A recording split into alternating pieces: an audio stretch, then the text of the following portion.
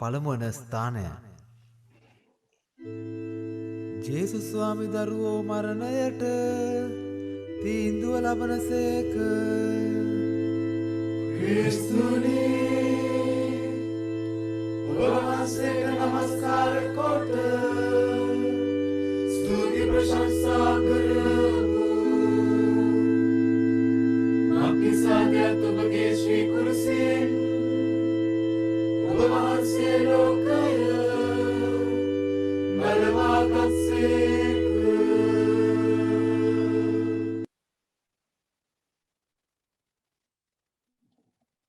ප්‍රේමවන්ත සහෝදර සහෝදරියනි, මේ මොහොතේදී අපි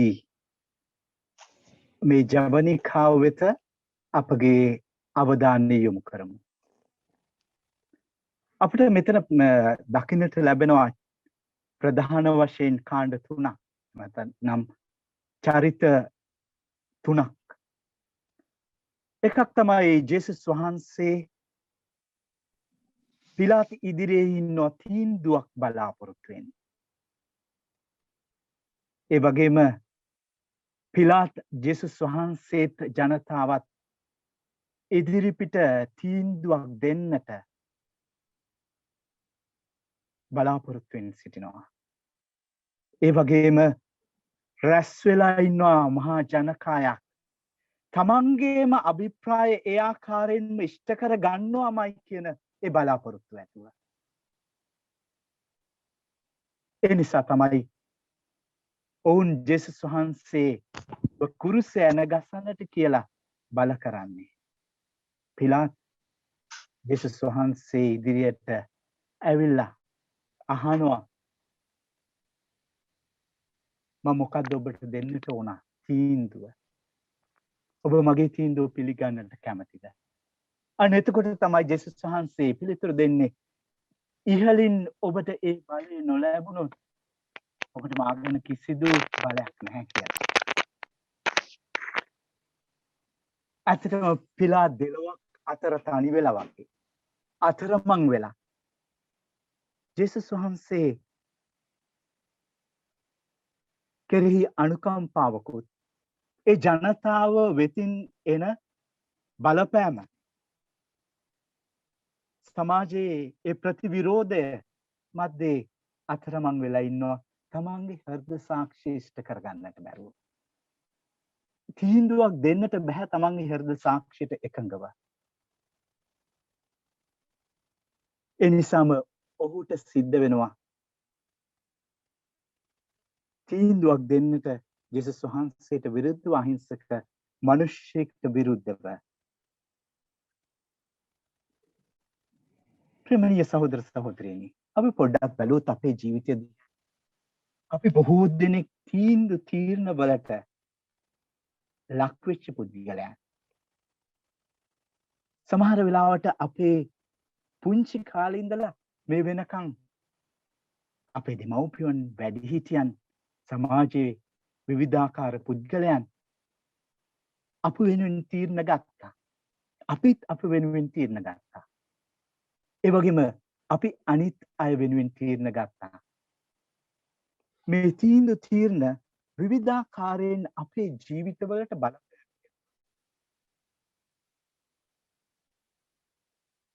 මේ අපේ තීරණ නිසා අනිත් අයගේ ජීවිතවලට බලපෑම්.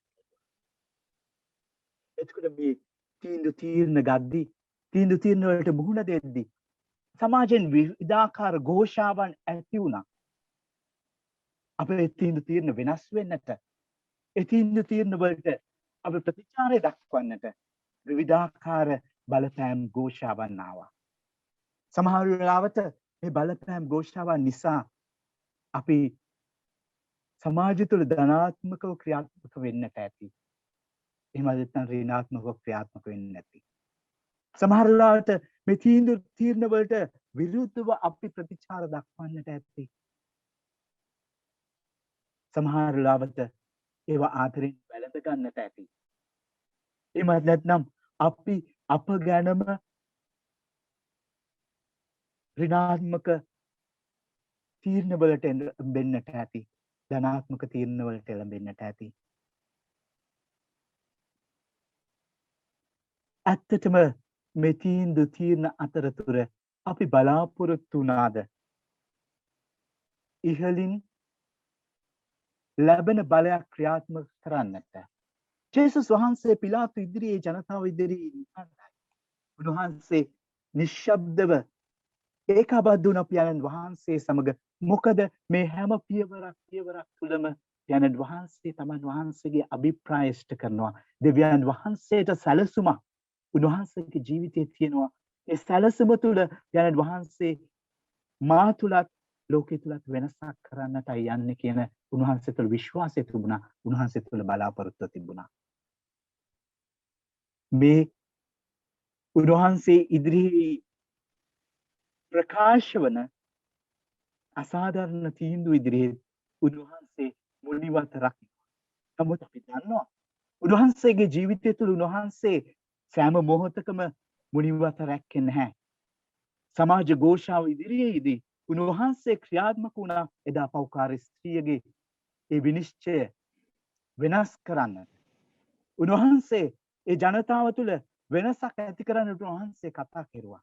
මොකද උන්වහන්සේ පියාණන් වහන්සේ සමග ඒ සම්බන්ධතාවය තිබුණ නිසා. උන්වහන්සේ පියාණන් වහන්සේ සමග ගමනක් ගිය නිසා. සමහර ලාවට අපේ ජීවිතයේ අප අත්දකින තීරණවලදී සමාජයෙන් අපිට පැමිණෙන ඒ බලපෑම් තුළදී ഘോഷාව තුළදී අපිට පුළුවන් වෙලා තියෙනවද පියාණන් වහන්සේ සමග ඒකාබද්ධ වන්නට? පියාණන් වහන්සේගේ අභිප්‍රාය මෙයයි. මේ අභිප්‍රාය උන්වහන්සේ මා තුළ යම් කිසි වෙනසක් ඇති කරන්නට, එහෙම නැත්නම් මට යහපතක් සිද්ධ කරන්නට උන්වහන්සේ ක්‍රියා කරනවා. ඒ නිසා පියාණන් වහන්සේගේ අභිප්‍රාය කෙරෙහි බලාපොරොත්තු විශ්වාසය තවමින් ජීවත් වෙන්නට මම උත්සාහ කරනවා කියලා ක්‍රියා කරුවද? එහෙමත් නැත්නම් මම සමාජයේ ഘോഷාවත් සමගම හෘද සාක්ෂි ප්‍රතික්ෂේප කරලා ජීවත් වෙන්න උත්සාහ කරනවා.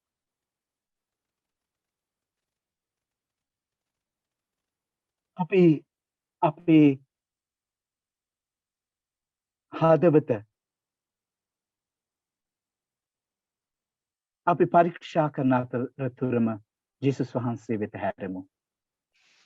උන්වහන්සේ ඒ පියාණන් සමග ඒකාබද්ධ වූ වාසෙම ආදර ජේසුස් සමිඳුනි විවිධාකාර වෙස්වලා ගැනීම තුළ දේව අභිප්‍රාය යයි කියමි. අප ජීවිතවලට තර්ජනාත්මක දේවල් ඉදිරිපත් වෙද්දී ආකර්ෂණීය ලෙස සමාජ ഘോഷාව පැමිණෙද්දී අපේ තීරණ වෙනස් කරන්නට කටයුතු කරද්දී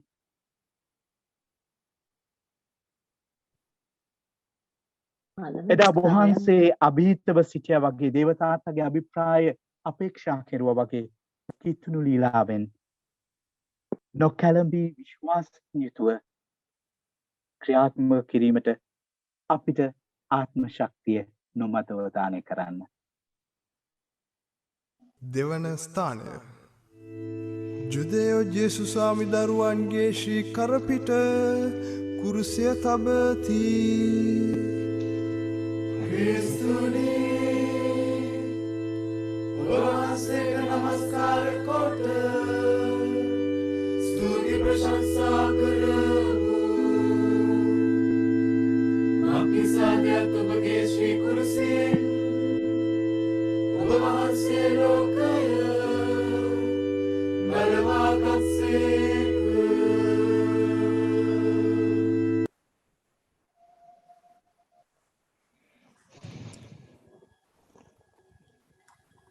මරණයට තීන්දුව ලබපු ජේසුස් වහන්සේගේ කරපිට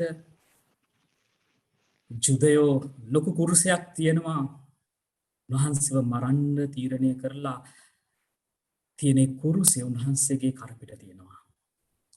මේ කුරුසය අරගෙන යන්න ජේසුට බල කරනවා.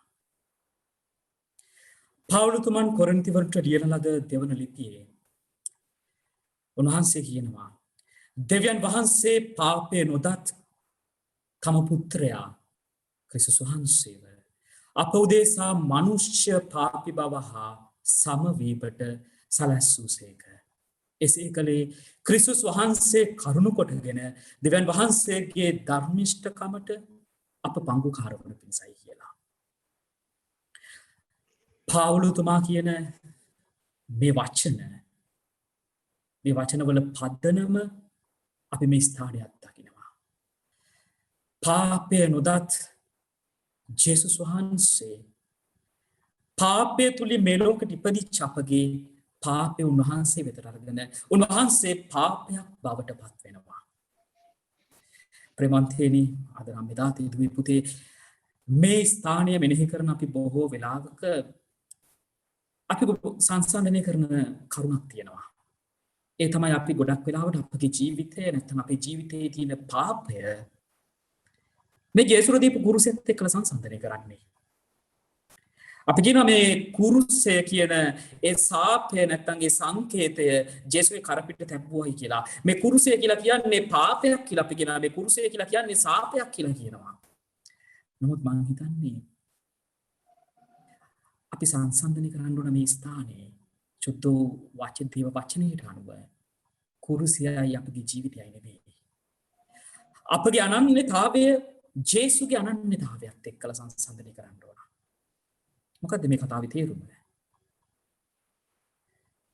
දිත්වනීත්‍ය සංග්‍රහයේ පොතේ කියනවා, ඒ කියන්නේ පුරාණ විසුමේ කියනවා කිසියා මිනිස්සෙක්ව ගහක නැත්නම් ලීයක එල්ලලා මරණවයි කියලා කියන්නේ ඒ මිනිස්සයා දේව සාපයට පාත්‍ර වූ කෙනෙක් කියලා.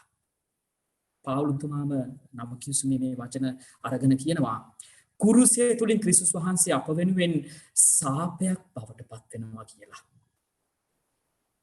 ඒ කියන්නේ මේ කුරුසය නෙමෙයි සාපය. කුරුසය නෙමෙයි පාපය. සංකේතය.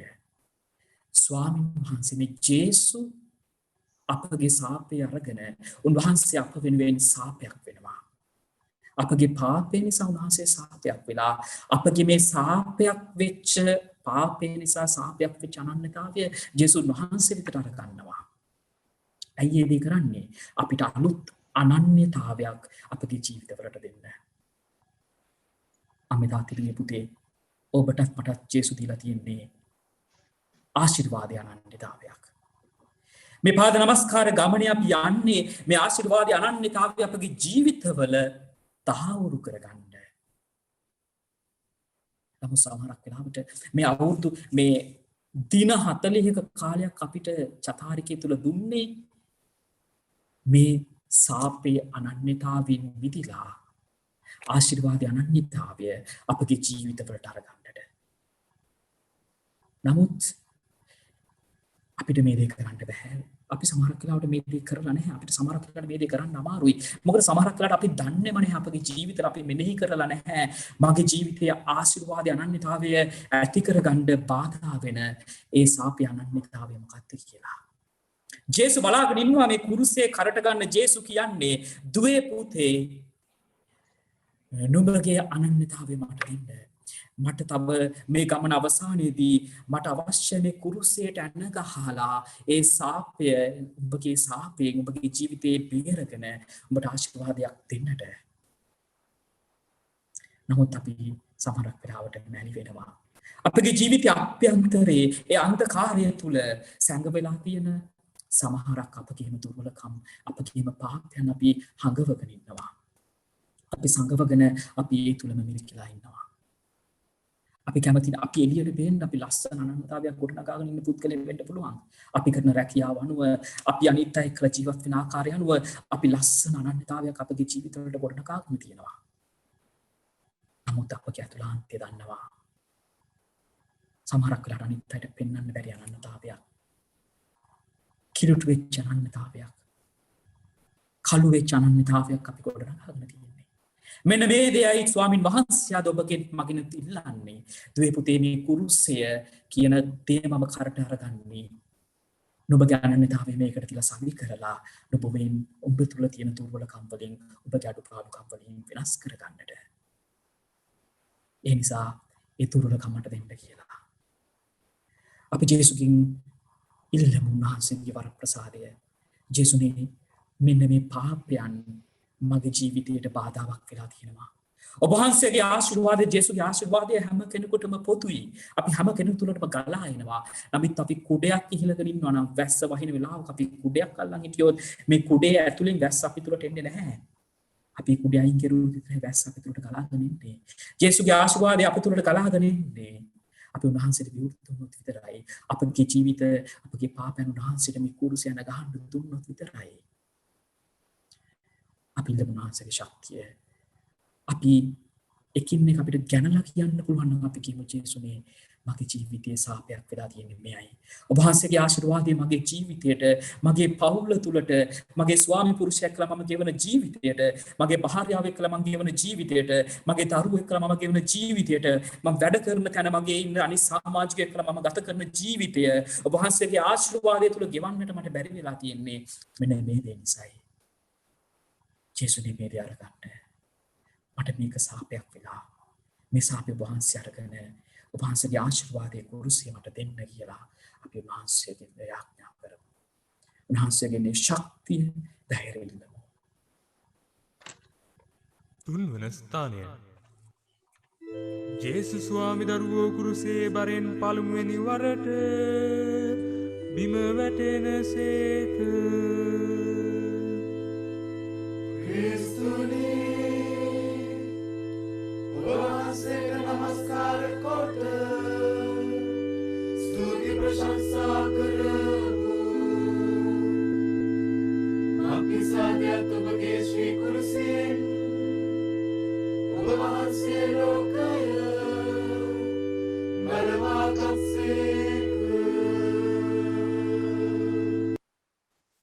ක්‍රිස්තුතුමන් තුළ මා ප්‍රේමවන්ත සහෝදර සහෝදරියනි,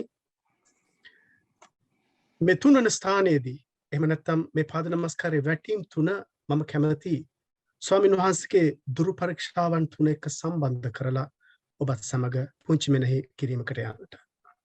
අපි දන්නවා අපිට ලැබිලා තියෙන මේ ජීවිත තිලින්නේ, ජීවිත ත්‍යාගය දෙවියන් වහන්සේ දුන්නේ ආදරේ නෙට්වර්ක් එකක් වශයෙන්. මොකද්ද මේක? මට සම්බන්ධයි පළමුවෙන් මට ආදරය කළ යුතුයි. දෙවෙනුව මම මගේ සහෝදරයාට සහෝදරියට ඒ වගේම සබහාදාමට ආදරය කරනවා.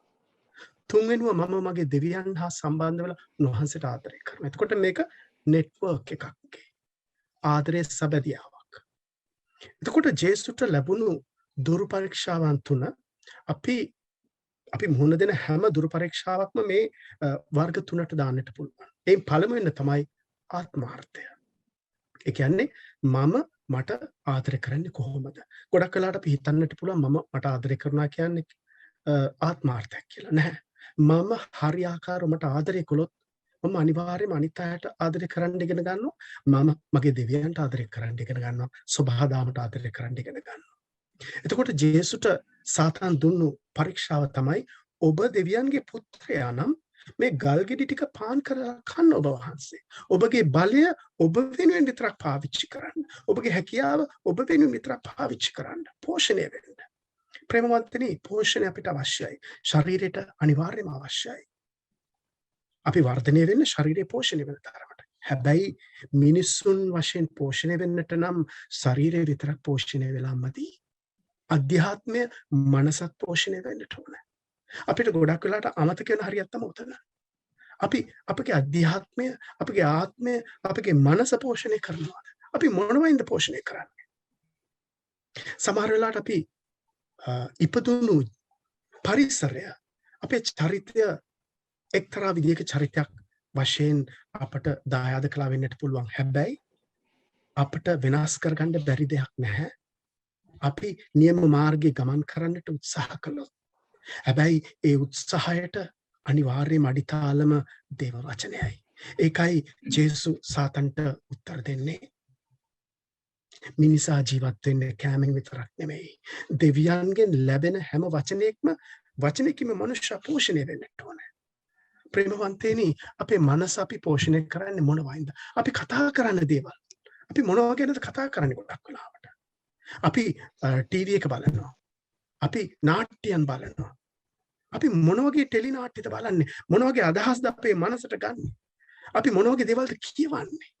මේ හැම දෙයක්ම පෝෂණය.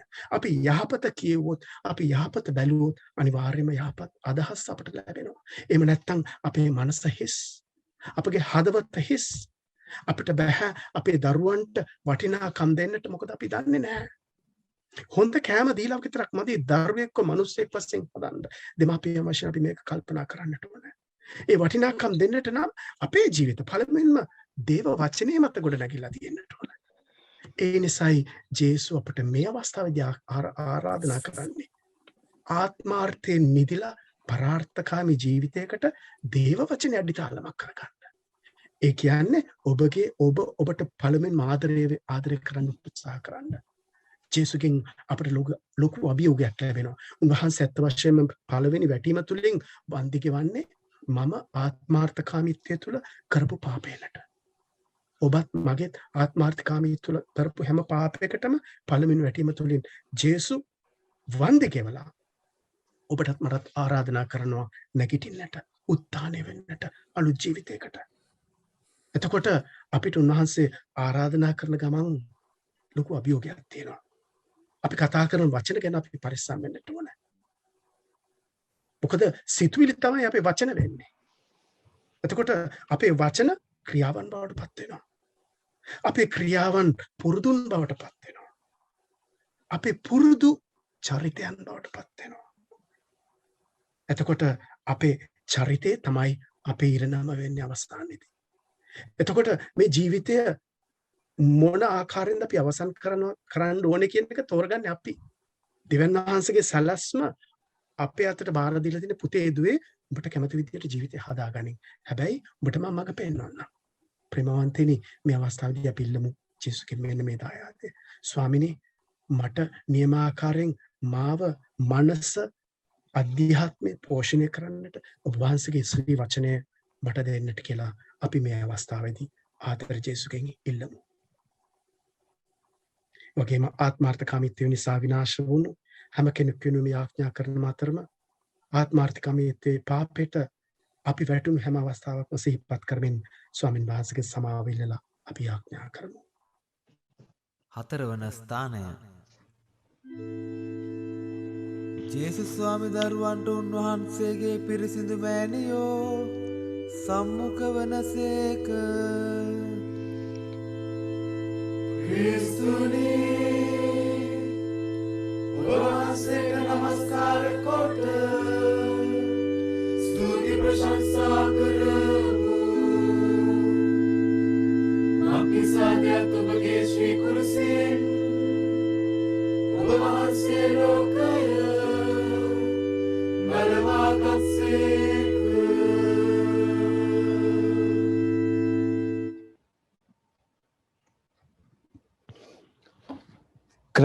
ක්‍රමයෙන් ඔබත් මමත් මේ පාද නමස්කාරය තුළ ඉදිරියට යමින් සිටිමු. ආදර අම්මේ තාත්තේ දුවේ පුතේ මේ ඔබගේ ස්ථානයයි. මම ඔබගෙන් ප්‍රශ්නයක් ඇහුවොත් කතෝලික අපගේ උතුම්ම ග්‍රන්ථය කුමක්ද කියා ඔබ සියලු දෙනාම පිළිතුරු දේවි ශුද්ධ වූ බයිබලය. දෙවියන් වහන්සේගෙන් අපට ලැබුණු උතුම්ම තිලිනයක් දායාදයක්. ඉතින් ප්‍රේමවන්තයනි ඔබගේ නිවසේ ශුද්ධ වූ බයිබලය තියෙනවා නම් මා ඔබට ආරාධනා කරනවා පෙරලා ගන්න ලූක්තුමාගේ සුවිශේෂයේ දෙවැනි පරිච්ඡේදයේ 34 වෙනි වගන්තිය. ලූක්තුමාගේ සුවිශේෂයේ දෙවැනි පරිච්ඡේදයේ 34 වෙනි වගන්තිය.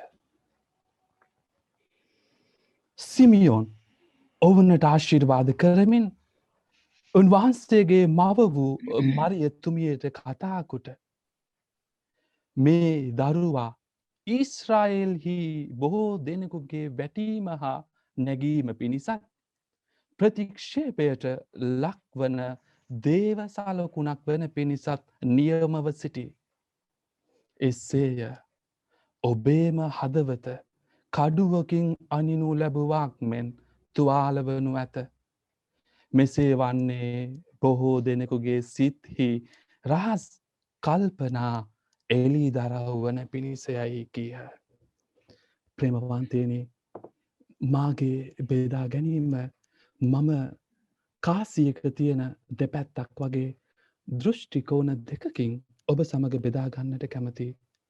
ප්‍රථමයෙන් පොඩි අතීත ආවර්ජනයකට ඔබ ගෙන යන්නට මා කැමති. පියවරෙන් පියවර උන්වහන්සේ තම කුරුසිය රැගෙන යද්දී මරිය තුමිය තම පුතුන් හමු වෙනවා. ලේසි පහසු ගමනක් නෙමේ, කුරුසියේ ගමනක්. මොවුන් දෙදෙනා හමු වෙනවා සමගම උන්වහන්සේ මෙතෙක් වෙලා ඒ දරාගෙන ආපු බර වූ කුරුසය මරිය තුමියගේ කුරුසියක් බවට පත් වෙනවා. මෙන්න මේ මොහොතේදී ප්‍රේමවන්තයනි, සිමියොන් නම් වූ ඒ දැහැමි මිනිසා කියපු වදන් සම්පූර්ණ වන්න. ඔබේ හදවතම කඩුවකින් අනිනු ලැබුවාක් මෙන් තුවාල වනු ඇත. නොපෙනෙන කඩුවකින් මරිය තුමියගේ හදවත තුවාල වෙනවා. තම පුතුගේ කුරුස ගමනේ පංගුකාරයක් වන්නට ඇයට සිදු වෙනවා. ඒ අතීත ආවර්ජනෙන් මම කැමති ඔබව ගෙන එන්නට වර්තමානයට. ප්‍රේමවන්තයනි, ඔබට මතක ඇති ඔබ ප්‍රථම වරට ඔබ ඉන්න ඒ දේශීයට පැමිණි දවස.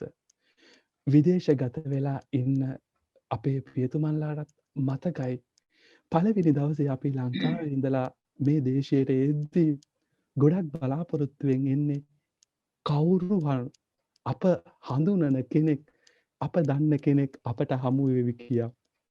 සමහර විට ඔබ මේ දේශයට ඇවිල්ලා අවුරුද්දක් දෙකක් තුනක් ඊටත් වැඩි ගොඩක් කාලයක් යන්නට ඇති. සමහර වෙලාවට ඔබට මතකත් නැතුව ඇති ඔබ කොහොමද ආවේ කියලා. නමුත් ඒ හමුවීම අපේ ජීවිතයට ගොඩක් වටිනවා ප්‍රේමවන්තයනි. හමුවීම අපගේ ජීවිතයට ගොඩක් අර්ථයක් හේතු කරනවා. ඉතින් මම ආරම්භයේදී කිව්වා වගේ මේ ස්ථානය දෙමව්පියනි ඔබගේ ස්ථානයයි. දරුවනි මේ ඔබගේ ස්ථානයයි.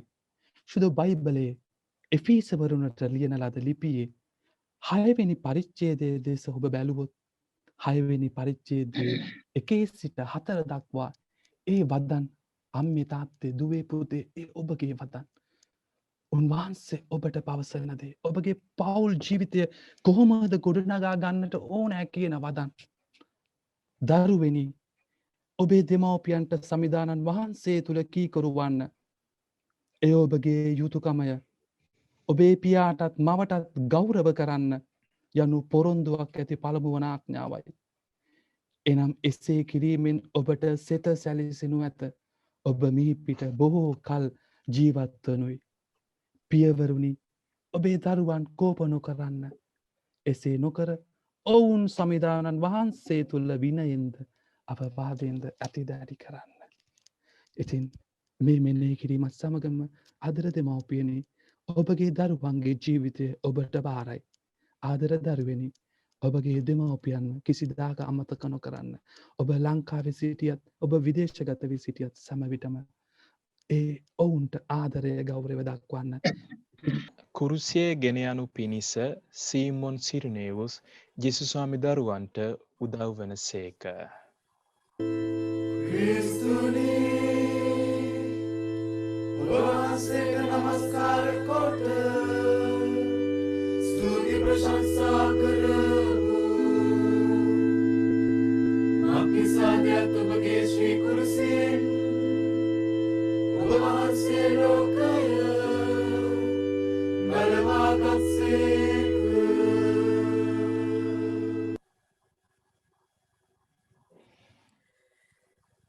පාද නමස්කාරය ගමනේ පස්වෙනි ස්ථානයට අපි එද්දී අපි මෙනෙහි කරනවා මේ ජේසුගේ කරපිටට කුරුසියක් තියලා චෝදයෝ කසපහරවල් දීලා උන්වහන්සේව ශාරීරිකව මානසිකව වැටිලා තවත් ඉස්සරහට යන්න බැරි හින්දා උන්වහන්සේගේ කුරුසිය අරගෙන යන්න මිනිස්සෙක් වැදලා අරගෙන මේ මිනිස්සයාට මේ කුරුසිය බාර දෙනවා අරගෙන යමන් කියලා.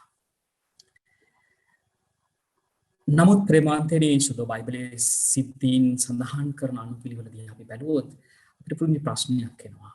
ඒ කියන්නේ මේ කුරුසිය අරගෙන ගියේ ජේසුමද නැත්තම් කවුරු හරි උදව්වට ආවද කියලා.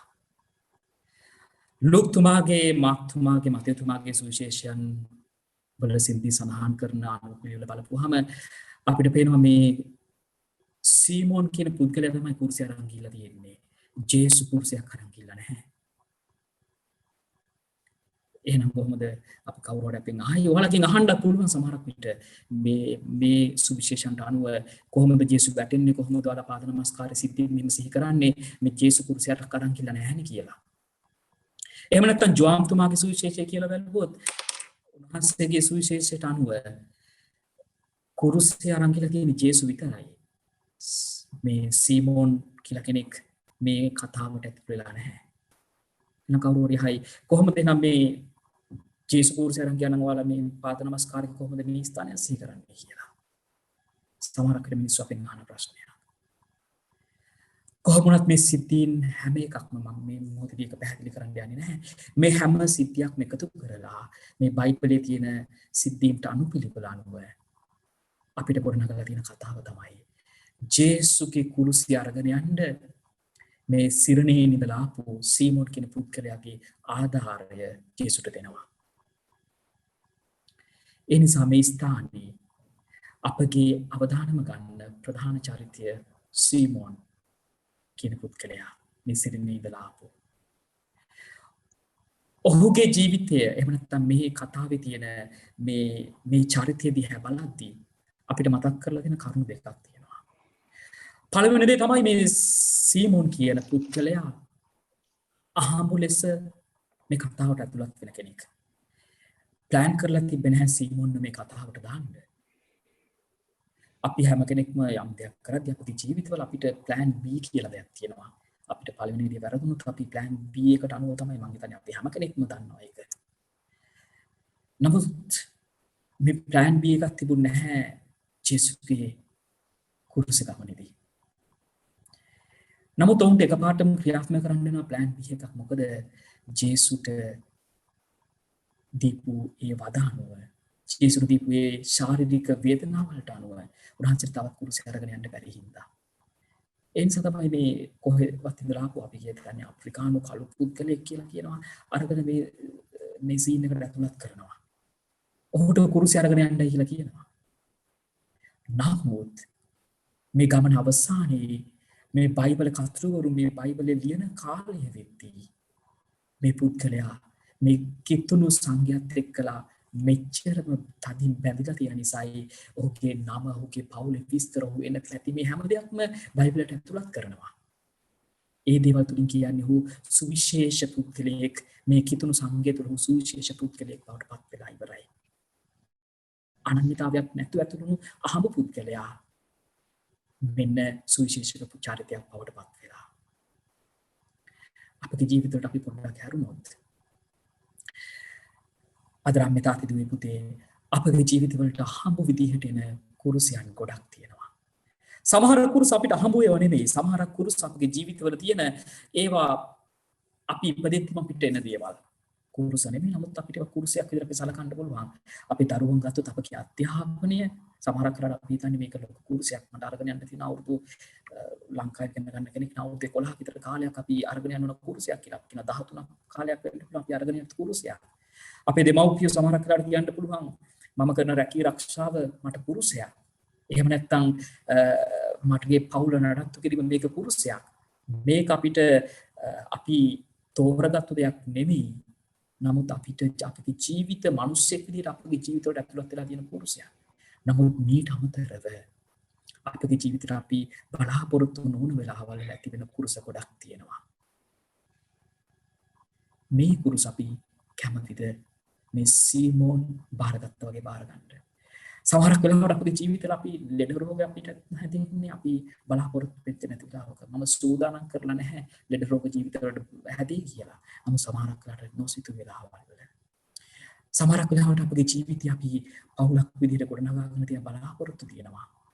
මේවා විනාශ වෙලා යනවා. සමහරක් වෙලාවට මේ කාලය තුල මේ අවුරුද්දක කාලය තුල මේ කොවිඩ් වසංගතයේ හින්දා සමහරක් වෙලාවට අපේ රැකී ආරක්ෂා අපිට අහිමි වෙලා. සමහරක් වෙලාවට මේ නිසාම අපේ ආර්ථිකය බිඳ වැටිලා මම ගොඩනගාගෙන මගේ දරුවෝ වෙනුවෙන් මගේ පවුල වෙනුවෙන් මම කාලයක් තිස්සේ බලාපොරොත්තු වෙලා තිබිච්ච බලාපොරොත්තු සූත්‍රලා වෙන්න පුළුවන් මේ විත්ති. මෙන්න මම නොහිතපු විදිහට මගේ ජීවිතය ඇතුළෙන් තවත් අහපු කුරුසයක්. ඒ වගේම වෙන්න පුළුවන් සමහරක් වෙලාවට මගේ ජීවිතයට ඇතුළු වෙච්ච මගේ ස්වාමි පුරුෂයෙක් නම් තවත් කෙනෙක් මගේ ජීවිතයට ඇතුළු වෙලා ඉන්න පුළුවන් මගේ භාර්යාවට අමතරව මම භාර්යාවක් නම් මම හිතපු නැති විදිහට තවත් පුද්ගලයෙක් මගේ ජීවිතයට ඇතුළු වෙන්න පුළුවන්. මගේ දරුවෝ නොඑක් නිසා මත්ද්‍රව්‍ය නිසා වෙන්න පුළුවන් නොඑක් ආකාරයේ හිතපු නැති මොහොතවල මේ ජීවිතේ එක සුළු මොහොතකින් සිද්ධ වෙච්ච දෙයක් තුළ මගේ ජීවිතයට අහඹු විදියට කුරුසයක් ඇවිල්ලා මේ වෙද්දි මම හැප්පෙන කුරුසයක් වෙන්න පුළුවන්. මේ දේ මට මගේ ජීවිතෙන් මම කොයි විදිහටද මම මේ දේට කොහොමද දෙන්නේ? මම කොයි විදිහට ස්වාමීන් වහන්සේ කළා මේ ගමන යන්නේ? මට මේ දේ අරගෙන මම පළවෙනිම කිව්වා මේ දේ මගේ ජීවිතේ බාධාවක් වෙලා මගේ ජීවිතේට සාපයක් වෙලා මම කොහොමද මේක බාර කරලා උන්වහන්සේ දෙන මේ ජයග්‍රහණය කුරුසිය අරගෙන යන්නේ? බාහිර වෙනකොට කුරුසියක් අපිට අරගෙන යන්න ගොඩක් ලේසි.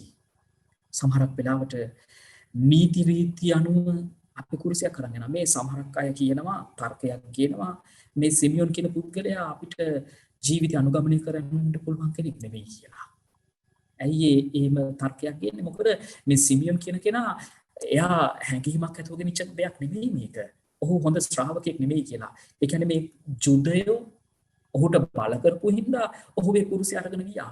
ඔහුට හැඟීමක් තිබුණේ නැහැ මම මේ ජේසුස් උදව් කරන්න එහෙම නැත්නම් මේ අරමුණක් ඇතුව මේ කුරුසිය අරගෙන යන්නේ කියලා ඔහුට තිබුණේ නැහැ.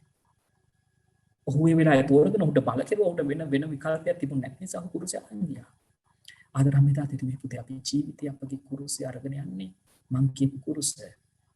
අපිට නීති රීති නිසා මම මගේ දරුවන්ව බලාගන්නේ. මගේ ස්වාමි පුරුෂයව බලාගන්නේ. මගේ භාර්යාව මම බලාගන්නේ. ඔවුන්ගේ වගකීම් ඉෂ්ට කරන්නේ මේ නීතියට මම බැඳලා ඉන්න නිසා විතරද? එහෙමනම් කරන්නේ මම මගේ ජීවිතේ වෙනසක් නැතුව මගේ ජීවිතේ මම ගෙනියන්නේ ස්වාමීන් වහන්සේගෙන් ඈත් කරන පැත්තකට. උන්වහන්සේ අපිට ආරාධනා කරන අපගේ ජීවිතවල කුරුසයන් අරමුණක් ඇතිව අරගෙන යන්න කියලා.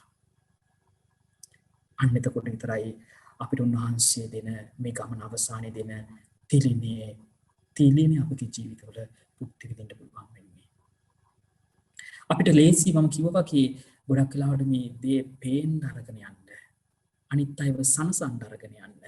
අනිත් අයට පේන විදිහට මගේ ජීවිතේ ලස්සනයි කියලා පෙන්වන්න දේවල් කරන්න ලේසි. නමුත් අරමුණක් ඇතුව අරගෙන යන්න අපිට අමාරුයි. අපි වේදී අරමුණක් ඇතුව අරගෙන යනවා නම් ස්වාමීන් වහන්සේ අපිට දීලා තියෙන අපිට ජීවිතය හැප්පෙන්න දෙන මේ කුරුස උන්වහන්සේ දෙන තෑගි දෙකක් සුද්ධ බයිබලෙම සඳහන් කරනවා. එකක් තමයි කොලොසි වරුන්ට ලියලා දීලා කියනවා උන්වහන්සේගේ දුක් විඳීමේ ඌනතා සම්පූර්ණ කිරීමට මම සහාය වෙනවායි කියලා. ඒ වගේම රෝම වරුන්ට ලියපිලිපිය කියනවා මේ කුරුස අපගේ කුරුස අපි ස්වාමීන් වහන්සේ අරමුණක් ඇතිව අරගෙන යනවා. උන්වහන්සේගේ දුක් විඳීමේ පංගුකාරයන් වීමෙන් අනාගතයේදී උන්වහන්සේගේ මහිමේ පංගුකාරයන් බවට අපිටපත් වෙනවා කියලා. මෙන්න මේ දෙයක් අපි ජීවිතේ ලබා ගන්න උත්සාහ කරන දේ. අපි ස්වාමීන් වහන්සේගේ උන්වහන්සේ දෙන ගැලවීමේ පංගුකාරයන් බවට අපිපත් වෙන්න උත්සාහ කරන්නේ. මේ ගමනේ අවසානයේ.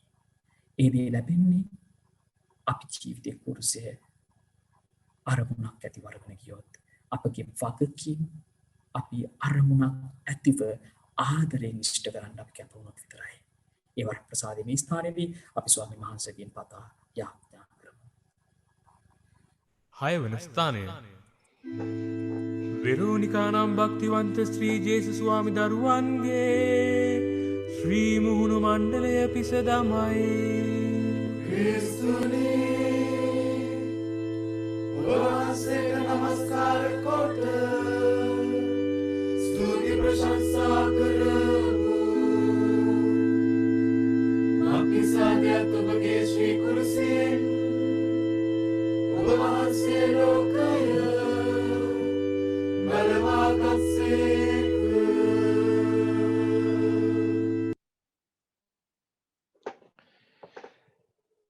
6වෙනි ස්ථානය අපි කවුරුත් දන්න ගොඩක් වෙලාවට අපේ ගෙවල් වලත් ඇති වෙරෝනිකා ජේසුව බලන්න ගිය වෙලාවේ අර දසදහසක් දෙනා වට වෙලා ජේසුට උසුළු විසුළු කරද්දී වෙරෝනිකා කියන මේ චරිතේ කාන්තාව යේසු ගාවට ගිහිල්ලා උන්වහන්සේගේ ස්ත්‍රී මුහුණ පිසදැමුවනින් පස්සේ ඇයට දෙන තෑග්ග තමයි උන්වහන්සේගේ මූණ ඇය ඒ පිසදැමූ ඒ රෙදි කඩේ සටහන් කරනවා.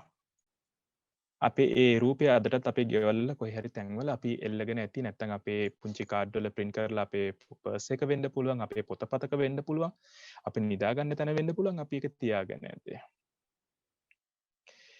මේ සම්පූර්ණ කතන්දරය තුල මේ ජවනිකාව තුල මම දකින ප්‍රධාන කාරණා දෙකක්. එකක් තමයි අච්චර මේ ජුදා ඒ පරිසරය තුළ ඒ ජෙරුසලමේ එවකට තිබිච්ච පරිසරය තුළ වෙන මොකුත් නෙමෙයි. පුරුෂ මූලික සමාජයක්. පුරුෂයා තමයි තීන්දුව తీරන හැමතැනම ගත්තේ. මුළු සමාජයේම පරිපාලනය වුණේ පුරුෂයා මූලික කොටගෙන. ස්ත්‍රිය කියන තැනැත්තියට ඇත්තටම තිබිච්ච තැනක් නැහැ. මොකද සංගණනීයදී වුණත් සඳහන් වෙනවා මේ පොඩා ළමුන් සහ ස්ත්‍රියන් වහල්ලුන් ගණන් ගත්තේ නැහැ කියලා. දැන් උදාහරණයකට සුද්ධ බයිබලයේ සඳහන් වෙද්දී 5000කට කැම දුන්නා 4000කට කැම දුන්නා පුරුෂය ගාන තමයි ගණන් කරන්නේ. ස්ත්‍රිය ඇත්තටම ගණන් ගත්තු නැති මාතෘකාවක්. නමුත් මේ සමාජයේ කිසිම පිළිගැනීමක් තිබිච්ච නැති ඒ කියන්නේ ලොකුවට මේ සමාජය තුල දෙයක් කරගන්න බැරුව හිටපු කාන්තාව ඕන දෙයක් වෙච්චද ඕන දෙයක් වෙච්චද කියලා ඉස්සරහට එනවා. මොකටද ඉස්සරහට එන්නේ? ඒකට කාරණාවක් තියෙනවා. ඒ තමයි ඇය දකිනවා මෙතන වෙන්නේ වැරද්දක්. මෙතන යුක්තිය අයුක්තිය වෙලා තියෙනවා. එතකොට එක පැත්තකින් කාන්තාව පිළිඹු වෙද්දී කාන්තාව කියන චරිතය ඉස්සරහට එද්දී අනිත් පැත්තෙන් යුක්තිය උදේසා සාක්ෂි දරන්න ඉස්සරහට එනවා. ඉස්සලාම මම යුක්තිය කියන තැනට එන්නම්. ආදර අම්මේ තාත්තේ දුවේ පුතේ සහෝදර සහෝදරියනේ අපේ ජීවිතේ එදිනෙදා ජීවත් වෙද්දී පවුල තුල වෙන්න පුළුවන්, රැකී ආරක්ෂා කරන තැන වෙන්න පුළුවන්, අපේ දේශපාලන මතවාද වෙන්න පුළුවන්. අපි කී දෙනෙක් මේ සැබෑ යුක්තිය උදේසා කතා කරනවද? දේශපාලන අයින් කරන්න, රැකී ආරක්ෂා අයින් කරන්න, පවුල ගන්න. පවුල තුල තාත්තේ මේ දේ වැරදි, අම්මේ මේ දේ වැරදි. එහෙම නැත්නම් දෙමව්පියෝ පුතේ දුවේ මේ දේ වැරදි කියලා කියන්න, මේ දේ හරි කියලා කියන්න, මේ දේ වැරදි කියලා කියන්න, මේක මෙහෙමයි වෙන්න ඕනේ කියලා කියන්න අපි කී දෙනෙක් අපේ කටහඬ අවදි කරනවද? අපිට පැවරලා තියෙන වගකීම් අතුපතු ගානා වෙන්න පුළුවන්, සෝදා පවිත්‍ර කරනා වෙන්න පුළුවන්, කඩේක වැඩ කරනා වෙන්න පුළුවන්, ලොකු ආයතනයක වැඩ කරනා වෙන්න පුළුවන්. අපි කී දෙනෙක් නීත්‍යානුකූලව යුක්ති සහගතව සත්‍යයට සාක්ෂි ධර්මයෙන් අපේ යුතුයකම ඉටු කරනවාද? අපි ගොඩ දෙනෙක් දැන් කතා කරනවා ලංකාවේ දේශපාලනය කියලා ගත්තාම අරයට කරන්න බෑ, මෙයාට කරන්න බෑ. නම් ගම් කියන්න ඕනේ නැහැ. දේශපාලන පක්ෂ, දේශපාලන චරිත අරගෙන එයා අරමයි මෙයා මෙහෙමයි. දේශපාලන චරිත ටික අයින් කරන්න. ඕක ඇතුළේ ඉන්න රාජ්‍ය නිලධාරීන්. ඕක ඇතුළේ ඉන්න විවිධ තලවල නිලධාරණ පුද්ගලයෝ. දැන් විවිධ අනාවරණ ඉස්මතු වෙද්දී දේශපාලඥයාට කෙලින් මඩ ගැහුවට ඇත්තටම බලන් ගියාම පොඩි එක්කෙනාගේ ඉඳලා ඔක්කොමල්ලා හොරා කනවා. පොඩි තැනකට ගිහිල්ලා සාමාන්‍ය මිනිස්සෙක්ට උනත් යුක්තියක් ඉටු කරගන්න බෑ. සාධාරණ කිෂ්ඨ කරගන්න බෑ. ඇයි හැම තැනම අයුක්තිය රජයන්ට පටන් අරන් තියෙනවා.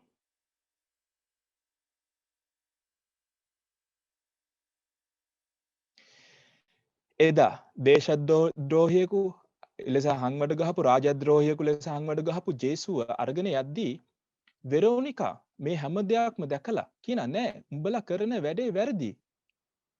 ඇයට පුළුවන් විදිහට හඬ නගන්න නැති. හඬ නගාගෙන ඉස්සරහට දුවගෙන ඇවිල්ලා ජේසුගේ මූණ පිහන්න ඇති. දුවේ පුතේ දවසක උඹලත් මේ වෙරෝනිකා වගේ යුක්තියට සාක්ෂි දැරිය යුතුයි කියන පණිවිඩය දෙන්න උන්වහන්සේගේ ශ්‍රීවත මණ්ඩල සංකේතාත්මක මේක එක දැක්මක් විතරයි සංකේතාත්මකව ඇගේ ලෙන්සු තියන්නේ නැති. යුක්තිය උදෙසා වැඩ කරන්න. කතෝලිකය වෙන අපි ක්‍රිස්තියානි කරන නැත්නම් ක්‍රිස්තෝස් ආලේප කරන තැනැත්තන් වෙන අපි කී දෙනෙක් නීතිගරුක ලෙස යුක්තිගරුක ලෙස සාධාරණ ලෙස අපේ ජීවිතේ ජීවත් කරනවද? අපි රැකිරක්ෂා අපි කොච්චර නිවැරදිව සිදු කරනවද? අපිට පැවරෙන වගකීම් අපි නිවැරදිව ඉටු කරනවද? ඒක එහෙම්ම තියෙද්දි කාන්තාව කියන චරිතය සමාජයේ වැඩියෙන්ම තැලෙන චරිතය. ඔබේ පවුලේ ඉන්න අම්මා, ඔබේ පවුලේ ඉන්න දුව තැලෙන චරිත. එයාලට මොකක්ද වෙන සාධාරණේ? සමාජයේ ඕන කුණක් ප්‍රොමෝට් කරන්න වෙළඳ දැන්වීම් වලට ගන්න කාවද? කාන්තාව. ඕන කුණක් කාන්තාව. සමාජයේ ඇදගෙන යන්න දහඩිය හෙලන්නේ වැඩිපුරම කවුද? ගෙදරින් පටන් ගත්තාම ගෙදර ඉන්න අම්මා උදේ පාන්දර නැගිටින අනිත් ඔක්කොමල නිදියක අම්මා වේලාවසින් නැගිටිනවා. සමහර කලාවට නිදා ගන්නෙත් ඔක්කොමලට පස්සේ. අපි කී දෙනෙක් මේ අම්මව මේ කාන්තාව අගේනවද? කාන්තාව කියන චරිතේ ඇත්තටම හෙම්බත් වෙලා. සමහරක් වෙලාවට කෙනෙක් කියනවා ඇති මං කාන්තාවක් වෙලා ඉපදුනේ මගේ කරුමෙට කියලා. ජීවිතේ එන්න ප්‍රශ්නත් එක්ක. පාරක තොටක යන්න බෑ. මුළු පුරුෂ සමාජයේම බලන්නේ කාමාතුර ඇසින්. ඇය තවත් පුද්ගලයෙක් ලෙස නෙමෙයි. ඇය තවත් යම්කිසි මගේ අවශ්‍යතාවයක් සපුරාගත හැකි තැනැත්තෙක් තැනැත්තියක් විදිහට තමයි දකින්නේ. අපි කොච්චර ගෞරවයක් කාන්තාවට දෙනවද? සමහරක් වෙලාවට කාන්තාව කියන චරිතය පුරුෂයා විසින් කොච්චර අනාථ කරනවද, අසරණ කරනවද? මම කැලණිය විශ්වවිද්‍යාලයේ එක්තරා සංගණනයකට කියවන්න ලැබුණා. ඒකෙදි මට දැනගන්න ලැබුණා ලංකාවේ මට සතියකට දිනකට මාසයකට කියන එක මට පොඩ්ඩක් මේ වෙලාවේ පොඩ්ඩක් අවිනිශ්චිතයි. නමුත් මාසයක් කියලා ගමුකෝ අපි. මාසයක් වුණත් කමක් නැහැ මේ තියෙන දත්ත අනුව. ගබ්සා 700ක් සිද්ධ වෙනවා. ගබ්සා 700ක් සිද්ධ වෙනවා. මේ ගබ්සා 700 සිද්ධ වෙන්නේ වයස් පරතරය කීයද? ලොකු වයස් පරතරයක් නෙමෙයි 13යි 22යි. 13යි 22යි. එතකොට ඒ කියන්නේ තාම හිරිමල් වියේ ඉන්න දැරියගේ ඉඳලා ජීවිතේ ඉස්කෝල අවදියෙන් පස්සේ පටන් ගන්න උත්සාහ කරන දැරිවිය දක්වා අපයෝජනයට ලක් වෙලා කැමැත්තෙන් වෙන්න පුළුවන් අකමැත්තෙන් වෙන්න පුළුවන්. ඇගේ ජීවිතයේ ලොකු වේදනාවක් පීඩනයක්. ඇය අපයෝජන ලක් කරන එක්කෙනාට පොඩි මොහොතක සතුටක් වෙන්න පුළුවන්. නමුත් ඒ වේදනාව, ඒ කැළල, ඒ සමාජ නින්දාව ඇගේ මුළු ජීවිත කාලයටම සමහරක් වෙලාවට ආදරේ නාමයෙන් තමන් ආදරය කරන තැනැත්තියව රවට්ටලා දාන්නට පුළුවන්. නමුත් ඒ රැවටීමේ ආනිසංසාව මේ තැනැත්තිය, මේ කාන්තාව තමන්ගේ මුළු ජීවිතේම ගෙවන්න ඕන. මේකට සවන් දෙන අපේ පුරුෂ පාර්ශවය හිතට තට්ටු කරලා බලන්න තමන්ගේ ජීවිතේ තමන්ගේ අතින් මේ ශාරීරික අපයෝජන විතරක් නෙමෙයි මානසික කායික වන් අපයෝජන කීයක් ඔබ වටා ඉන්න ඔබේ ජීවිතයට ඇසුරු කරන කාන්තාවන්ට සිදු වෙලා තියෙනවද කියලා. දික්කසාද දවසකට 300යි 2003 සංගණනය. පුරුෂයෙක්ට දික්කසාදයක් මොන හරි කරලා කොහේ හරි තැනක ආයේ පැටලෙන්න පුළුවන් කියන්නකෝ. කසාදයක් කරගත්ත කියලා හංවඩුව ගැහිලා තියෙන කාන්තාව ආයේ සමාජගත වෙන්නේ කොහොමද?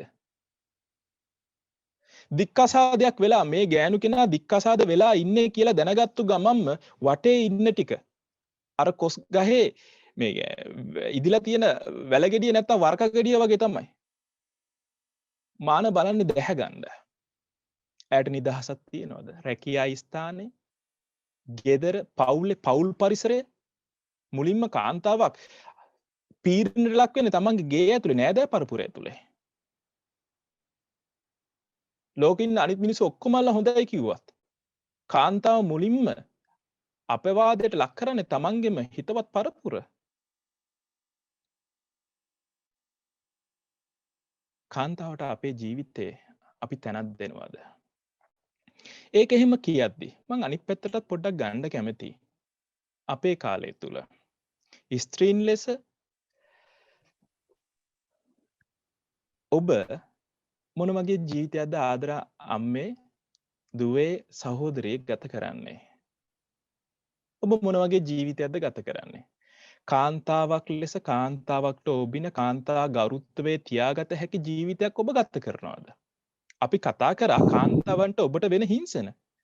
නමුත් ඔබේ ජීවිතේ කොතරම් වගකීමක් ඇතිව කාන්තාවක් කියන වගකීම ඇතිව ඔබ කොතරම් ජීවත් වෙනවද? පුරුෂයයි කාන්තාවයි අපි වෙනස්. දෙවියන් වහන්සේ මවල තියෙන්නේ එහෙම තමයි.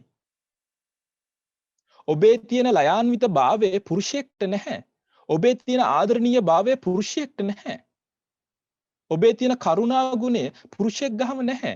ඒ කියන්නේ ඒ අම්මා කෙනෙක් තාත්තා කෙනෙක් කියන දේ ඔලුවට නගා ගන්න.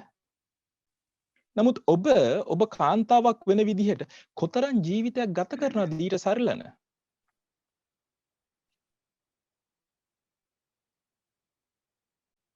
ඒක නිසා මේ වෙරෝනිකා කියන චරිතයෙන් එක පැත්තකින් යුක්තියට සාක්ෂි දරන්න ජේසු අපිට ආරාධනා කරන ගමම්ම වෙරෝනිකා කියන චරිතේ කාන්තාවක් වීම තුල කාන්තාව කියන චරිතයට එදා පුරුෂ මූලික සමාජය තුල නොබියව ඉදිරියට ආපු මේ කාන්තාව තැලිලා පොඩි වෙලා සමාජයේ කිසිම ගරුත්වයක් නැතුව තිබුණ මේ කාන්තාව ගෙනහැර දැක්වීමෙන් ජේසු අපෙන් ඉල්ලා සිටින්නේ අපි වටා අපිත් එක්ක ජීවත් වෙන කාන්තාවට සහෝදරියට ගරුත්වය දෙන්න.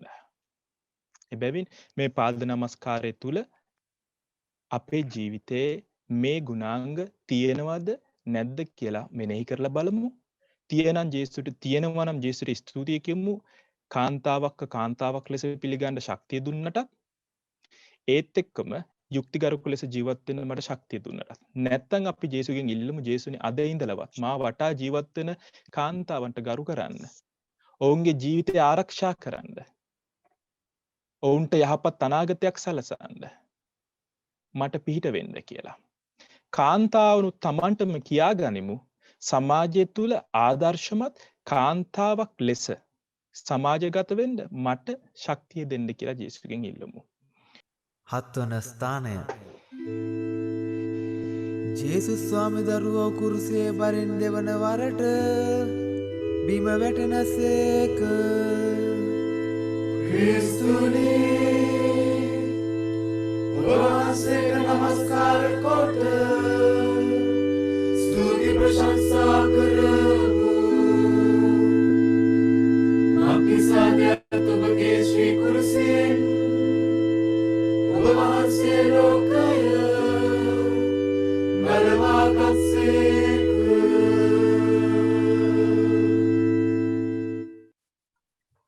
ක්‍රිස්තුතුමන් තුළ ප්‍රේමවන්ත සහෝදර සහෝදරියනි, ස්වාමින් වහන්සේගේ පළමුවෙනි වැටීම තුළින් අපට ලැබුණු වරප්‍රසාදය තමයි ඔබ දේව දරුවෙකු බැවින් සදාතනිකයන්ගෙන් පෝෂණය වෙන්න. එතකොට මේ දෙවෙනි වැටීමේදී අපි සිහිපත් කරමු. මෙතනදී මම අනුපිළිවෙල පොඩ්ඩක් වෙනස් කළා ස්වාමින් වහන්සේගේ දూరు පරීක්ෂාවන් වල. මෙතන අපි අවධානය යොමු කරමු ස්වාමින් වහන්සේගේ තුන්වෙනි දూరు පරීක්ෂාවට. එහෙම නැත්නම් සාතන් ජේසුට කියනවා ඔබගේ බලය පෙන්වන්න. පණින්න මෙතනින්. එතකොට අනිවාර්යයෙන්ම ඔබට ආරක්ෂාව ලැබෙයි. ජේසුට සාතන් දෙන අභියෝගය තමයි ලෝභය ඇති කරනවා, බල ලෝභය ඇති කරනවා. බලයට එන්නට අපි කැදරයි. මිනිස්සු කැදරයි. බලයට එන්නටත් කැදරයි. බලේ නතර වෙන්නටත් කැදරයි. බලය පතුරවන්නටත් කැදරයි. මේක දරුණු පාපයක්. දේව දරුවන් වශයෙන් අපිට බලයක් දීලා තියෙනවා දෙවියන් වහන්සේ. හැබැයි ඒ බලය අපට විතරක් වර්ධනය වෙන්න නෙමෙයි. අනෙකත් එක්ක සමාජෙත් එක්ක වර්ධනය වෙන්නට. එතකොට මේ බලය අයුතු ලෙස පාවිච්චි කිරීම තුළින් අපි ගොඩාක් වැරදි වලට ගොඩාක් පව් වලට අපි සම්බන්ධ වෙනවා. සාතන් ජේසුට කිව්වේ ඔබ දේව පුත්‍රයා නිසා බලය පෙන්වන්න. අපටත් ලැබෙනවා ඔන්න ඔය අභියෝගය. බලය පෙන්වන්න ඔබට බලය තියෙනවා. ඔබට මුදල් බලය තියෙනවා වෙන්නට පුළුවන්. ඔබට දේශපාලන බලය තියෙනවා වෙන්නට පුළුවන්. ඔබ ඔබගේ ඉගෙන ගත්ත දේ ඔබේ බලය තියෙනවා වෙන්නට පුළුවන්. අපි මේ බලය පෙන්වලා අපිත් විනාශ වෙලා අනිත් අයත් විනාශ කරන්න උත්සාහ කරනවා නම් දෙවියන්ගෙන් ලැබුණු දායාදයක් අපි උන්වහන්සේට විරුද්ධව පාවිච්චි කිරීම පාපයක් වෙනවා මෙතනදී. අත් වශයෙන්ම ඔබට සමහර වෙලාවට ආර්ථික ශක්තියක් තියෙනවා වෙන්නට පුළුවන්. මුදල් අඩුපාඩුකම් තියෙන අයට සමහරට ඔබ ණයට දෙනවා වෙන්නට පුළුවන්. මේ රටේ මම ඒක අත්දැකලා තියෙනවා. අපි ලංකාවේ අය ණයට දෙනවා. හැබැයි ණයට දුන්නට කමක් නැහැ. ඔබ අය කරන පොලිය මොන වගේද? ගොඩක් වෙලාවට ඒක ගිනි පොලියක් බවට පත් වෙනවා. ගිනි පොලියක් බවට පත් වෙලා පවුල් අවුල් කරනවා. ඒ විතරක් නෙමෙයි පවුල් තුල ඔබගේ බලය නිසා ඒ පවුල් වියවුල් වෙනවා. ණය ගෙවා ගන්න බැරි වෙනකොට ඔබ එක එක මාදිලියේ තර්ජන ඒ පවුල වෙතට යොමු කරනවා. ලංකාවේ විතරක් නෙමෙයි මෙහෙත් ලිංගික අල්ලස මෙන්න මේ හා සම්බන්ධයි. බලය අනිසි ලෙස පාවිච්චි කිරීමක්. ඔබට ලැබුණු ආර්ථික ශක්තිය ආර්ථික බලය ඔබේ අනිසි ලෙස පාවිච්චි කිරීමේ පාපයට ජේසු දෙවෙනි වැටීම තුලින් වන්දි කෙව්වා. ඔබෙත් මගෙත් ඒ පාපයට උන්වහන්සේ වන්දි කෙව්වා. ප්‍රේමවන්තේනි. ඒ වගේම ඔබට ශක්තිමත් ශරීරයක් දීලා තියෙනවා වෙන්නට පුළුවන්. ඔබට හැකියාවන් දීලා තියෙනවා වෙන්නට පුළුවන්. ඒක උන්වහන්සේ ඔබටත් මටත් සමහර වෙලාවට දීලා තියෙන්නේ සමාජයේ වර්ධනය වෙන්නට වර්ධනය කරන්නට. ඒත් අපි ඒක අයුතු ලෙස පාවිච්චි කරලා අපේ පවුල ගොඩනගනවා වෙන්නට වෙනුවට අපේ දරුවන් දුත් දරුවන් ගොඩනගනවා වෙනුවට තවත් පවුලක් අවුල් කරන්නට තවත් අයාත සම්බන්ධකමක් තුලින් පවුලක් අවුල් කරන්නට පෙළඹෙනවා වෙන්නට පුළුවන්. ඒ නිසා පවුල් පියක් විනාශ වෙලා තියෙනවා. මේ රටෙත් මේක සිද්ධ වෙලා තියෙනවා. ගොඩාක් තැන්වල සිද්ධ වෙන දෙයක්. මෙන්න දෙවෙනි වරට අපි බලය අයුතු ලෙස පාවිච්චි කිරීම. බලය කියපු ගමන් අපි කල්පනා කරන්නේ දේශපාලන බලය. ඒ විතරක් නෙමෙයි. පවුලක් වශයෙන් අම්මා කෙනෙකුට බලයක් තියෙනවා, තාත්තට බලයක් තියෙනවා. තාත්තා වශයෙන් ඔබට ලැබිලා තියෙන බලය ඔබ පාවිච්චි කරන්නේ කොහොමද? සමහරට ඔබ ගෙදර එනකොට දරුවෝ බය හැංගෙනවා නම් ඔබ බලය අනිසි විදිහට පාවිච්චි කරන කෙනෙක්. ඔබ රැකියාවට ගිහිල්ලා එනකොට නැත්නම් ඔබ බීගෙන එනකොට ගෙදර බිරිඳ බයෙන් තැතිගැන්වෙනවා නම් ඔබගේ බලය ඔබ අනිසි විදිහට පාවිච්චි කරන කෙනෙක්. අම්මා වශයෙන් ඔබ ස්වාමි පුරුෂයාට තර්ජනය කරලා දරුවන්ට තර්ජනය කරන අම්මා කෙනෙක් නම් ඔබ පවුල තුල බලය අනිසි ලෙස පාවිච්චි කරන කෙනෙක්. ඔබ දුරු පරීක්ෂාවට අහු වෙච්ච කෙනෙක්. තරුණයෙක් වෙන වශයෙන් ඔබ දෙමාපියන්ට තර්ජනය කරනවා නම් ඔබට තියෙන හැකියාව ඔබට තේරුම් ගැනීම හැකියාව තියෙනවා වෙන්නට පුළුවන්. නැත්නම් මේ අලුත් මෙවලම්මේ ඔබ දන්නවා වැඩ කරන්න. ඒ හැකියාව පාවිච්චි කරලා අම්මට තේරෙන්නේ නැත්නම් තාත්තට තේරෙන්නේ නැත්නම් තර්ජනය කරනවා වෙන්නට පුළුවන්. ඔබගේ හැකියාව ඔබ එතන ඔබගේ බලය ඔබ අනිසි විදිහට පාවිච්චි කිරීමක්.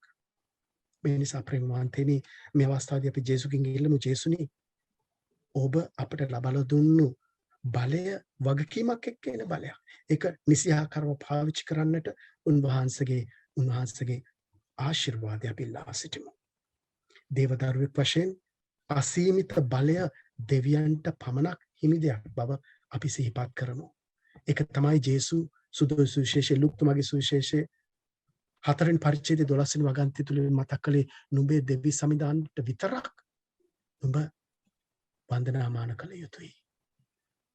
මේ නිසා අපගේ බලය අනිසි විදිහට පාවිච්චි කළා නම් ඒ වගේම බලය අනිසි විදිහට පාවිච්චි කරන අයවත් සිහිපත් කරමින් මේ අවස්ථාවේදී අපි ආඥා කරමු. 8 වන ස්ථානය. ජේසුස් ස්වාමි දරුවෝ ජෙරුසලමේ ස්ත්‍රීන් සනසා වදාරනසේක. ක්‍රිස්තුනි ඔබ වහන්සේට නමස්කාර කොට ස්තුති ප්‍රශංසා කරමු. මක්නිසාදයත් ඔබගේ ශ්‍රී කුරුසයෙන් ඔබ වහන්සේ ලෝකය බලවාගත්සේක.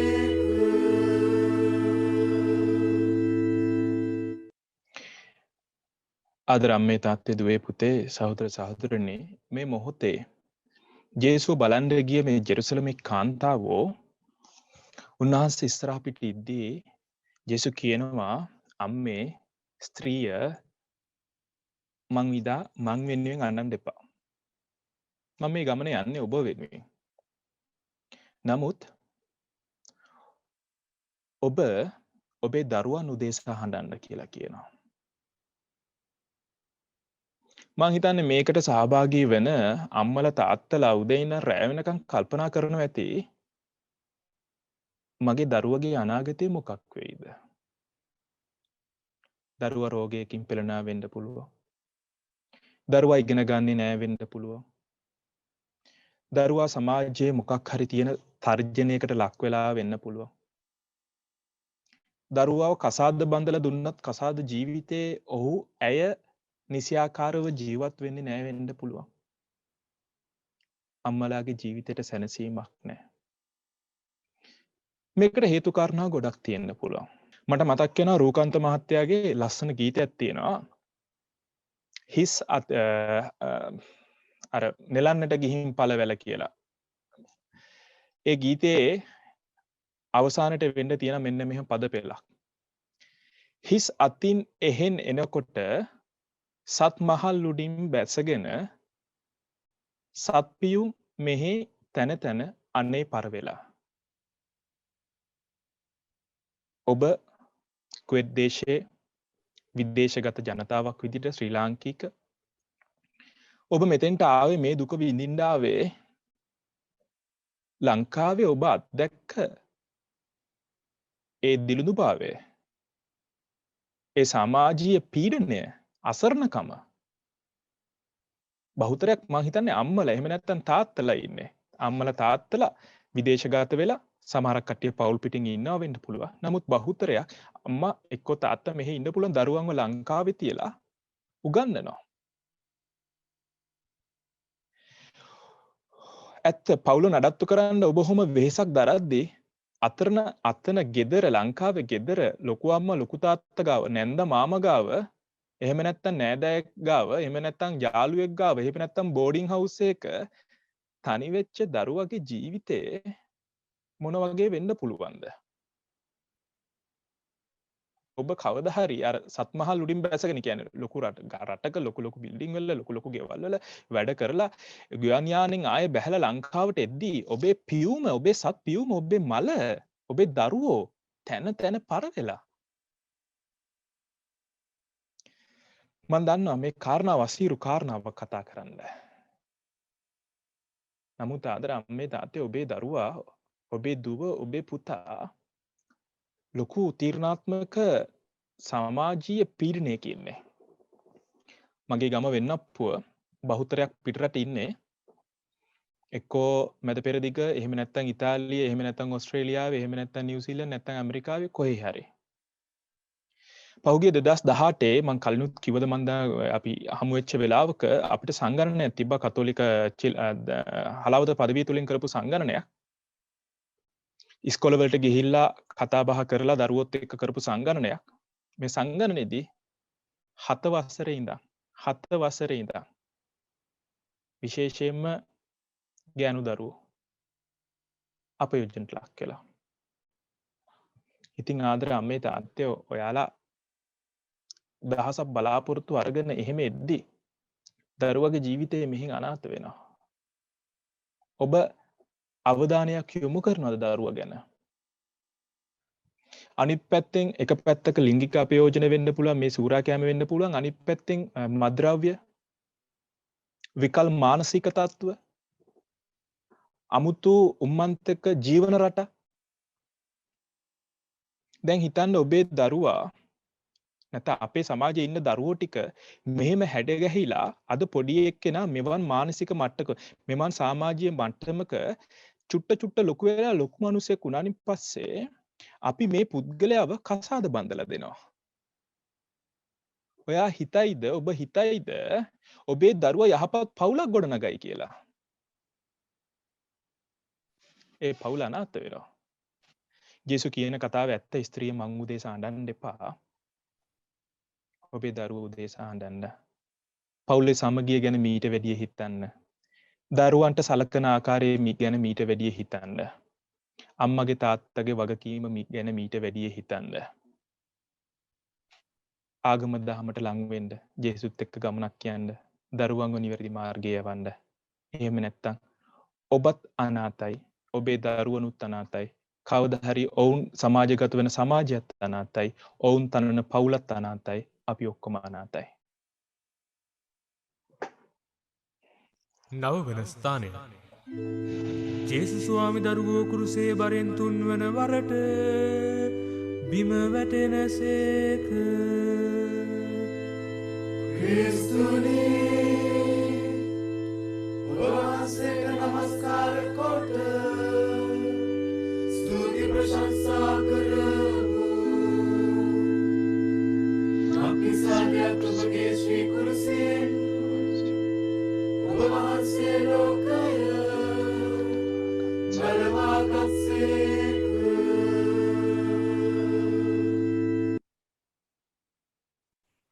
ප්‍රේමවන්තයනි, අපි දෙවියන් වහන්සේ ස්වාමීන් වහන්සේගේ දුරු පරීක්ෂාවන් එක්ක සම්බන්ධ වෙලා ඒ හා සම්බන්ධ කරගෙන මේ වැටීම් තුන මෙනෙහි කරන මේ අවස්ථාවේදී පළමුවෙනි වැටීමේදී අපි සිහිපත් කළා උන්වහන්සේ අපගේ ආත්මාර්ථයෙන් අපිව කොහොමද ගලවන්නේ කියන එක.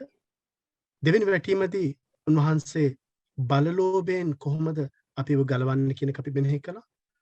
උන්වහන්සේගේ තුන්වෙනි වැටීමේදී උන්වහන්සේට ලැබුණු අභියෝගය තමයි දෙවියන්ට දෙන වන්දනාව වස්තුවට පූජා කරන්න.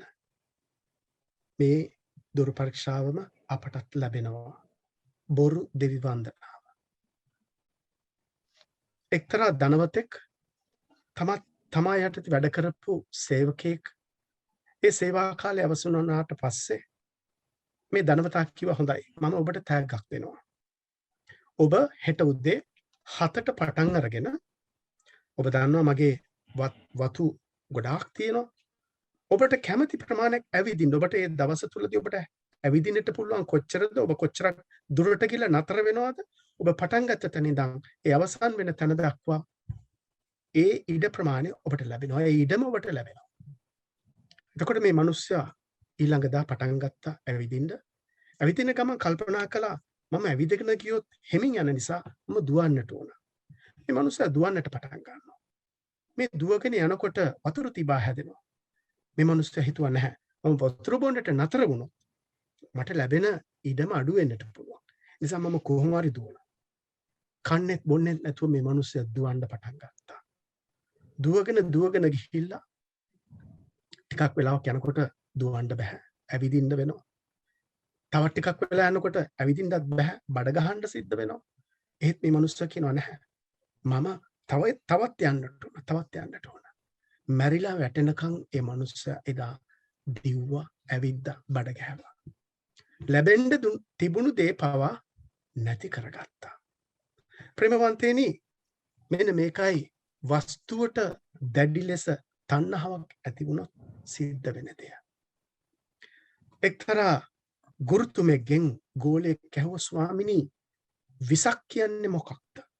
එතකොට මේ ගුරුතුමා කිව්වා ඕනෑම දෙයක් ප්‍රමාණය ඉක්මවලා ලබා ගන්නවා නම් ඒක විසක්.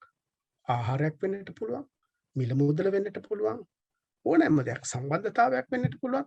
ප්‍රමාණ ඉක්මල යන හැම දෙයක්ම වසක් විසක් ඔබව විනාශ කරනවා. ප්‍රේමවන්තයනි, මේ අවස්ථාවේදී ජේසුස් අපට මතක් කරන දෙයක් තමයි ඔබගේ ජීවිතය පළවෙනි තැන දෙවියන්ට නැත්නම් උන්වහන්සේට ඔබගේ ජීවිතය තුළ තැනක් නැහැ. අපි දෙවියන්ට අපේ ජීවිතේ පළවෙනි තැන දෙනවා කියන්නේ මොකක්ද? මත්තුතුමාගේ සුවිශේෂ 6 වෙනි පරිච්ඡේදයේ 33 වෙනි වගන්තිය මතක් කරනවා වගේ දේව රාජ්‍ය හොයන්න අනිවාර්යයෙන්ම එතකොට ඔබගේ මුළු ජීවිතේම සැලැස්මක් ඇතිව වරප්‍රසාදයෙන් පිරුණු ජීවිතයක් වඩපත් වෙනවා. මොකද්ද දෙවියන් වහන්සේට ප්‍රථම තැන දෙනවා කියන්නේ? මගේ වටිනා තීරණ ගන්න අවස්ථාවේදී මම දෙවියන්ගෙන් අහනවා, ස්වාමීන් වහන්සේගෙන් අහනවා, ජේසුනි මම මේ කරන්නට බලාපොරොත්තු වෙන දේ ඔබට ප්‍රසන්නද? මම මේ හදන සැලසුම ඔබට ප්‍රසන්නද? මගේ දරුවන් ගැන මම කල්පනා කරලා සැලසුම් හදනකොට මම උන්වහන්සේගෙන් අහනවා, ජේසුනි මේ ඔබට ප්‍රියමනාපද? එතකොට මම ජීවිතේ තීරණ ගන්නේ දෙවියන් වහන්සේට ප්‍රසන්න විදිහට. මම හැම දෙයක්ම කරන්නට පළමුවෙනි සිතුවිල්ල යන්නේ දෙවියන් වහන්සේ වෙතට. මම අවංක ජීවිතයක් ගත කරන්න උත්සාහ කරන්නේ නීතියට තියෙන බය හින්දා නෙමෙයි. මම දෙවියන්ට තියෙන ආදරය නිසා. මෙන්න මේකයි දෙවියන්ට ප්‍රථම තැන දෙනවා කියන්නේ. උන්වහන්සේට ප්‍රථම තැන දුන්නේ නැත්නම් අනිවාර්යයෙන්ම අපි අනෙකුත් දෙවි දේවතාවන් පස්සේ යනවා. දෙවි දේවතාවන් කියන්නේ අපි ළඟම තියෙන දේවල් වෙන්නට පුළුවන්. සම්බන්ධකමක් වෙන්නට පුළුවන්, පුද්ගලයෙක් වෙන්නට පුළුවන්, අපි ළඟ තියෙන වස්තුව වෙන්නට පුළුවන්. මේ හැම ඕනෑම දෙයකට පුළුවන් දෙවියන් වහන්සේට හිමි විය යුතු තැන ලබා ගන්නට. හැබැයි ලබා ගත්තොත් ඔබ ඒ තැන පළමු තැන දෙවියන් හැර වෙන මොනම දෙයකට හරි අපි ලබලා දුන්නොත් අනිවාර්යයෙන්ම අපේ ජීවිත අවුල් වෙනවා. මෙන්න මේ පාපෙට තමයි ජේසුස් තුන්වෙනි වැටීම තුලින් වැටිලා වන්දි ගෙව්වේ. ඒ වන්දි ගෙවීම තුලින් උන්වහන්සේ අපට ආරාධනා කරනවා මවන ලද දෙයට නෙමෙයි මැවුම්කාරයන්ට නමස්කාර කරන්න. මැවුම්කාරයන්ට ඔබ නමස්කාර කරන තුරු අනිවාර්යයෙන්ම ඔබ උන්වහන්සේ තුළ වර්ධනය වෙනවා. ඔබේ ජීවිතය සාර්ථක වෙනවා. මෙන්න මේ වරප්‍රසාදය අපි ඉල්ලමු අපටත්. ඒ වගේම Tamanට ලැබුණු ධනය වස්තුව නිසාම විනාශ වුණු හැම කෙනෙක් වෙනුම ත්‍යාග කරන අතරම අපිට ලැබිලා තියෙන දායාදයන් වස්තුව මිල මුදල් හරි විදියට පාවිච්චි කරන්නට, හරි විදියට යොදන්නට, අවංකව කටයුතු කරන්නට අවශ්‍ය වරම් මේ අවස්ථාවේදී අපි ඉල්ලා යාඥා කරමු. 10 වන ස්ථානය ජුදයෝ ජේසුස් ස්වාමි දරුවන්ගේ වස්ත්‍ර කඩා දමති. ක්‍රිස්තුනි ඔබ වහන්සේට නමස්කාර කොට ස්තුති ප්‍රශංසා කරමු. මක්නිසාදයක් ඔබගේ ශ්‍රී කුරුසයෙන් ඔබ වහන්සේ ලෝකය මලවාගත්සේක.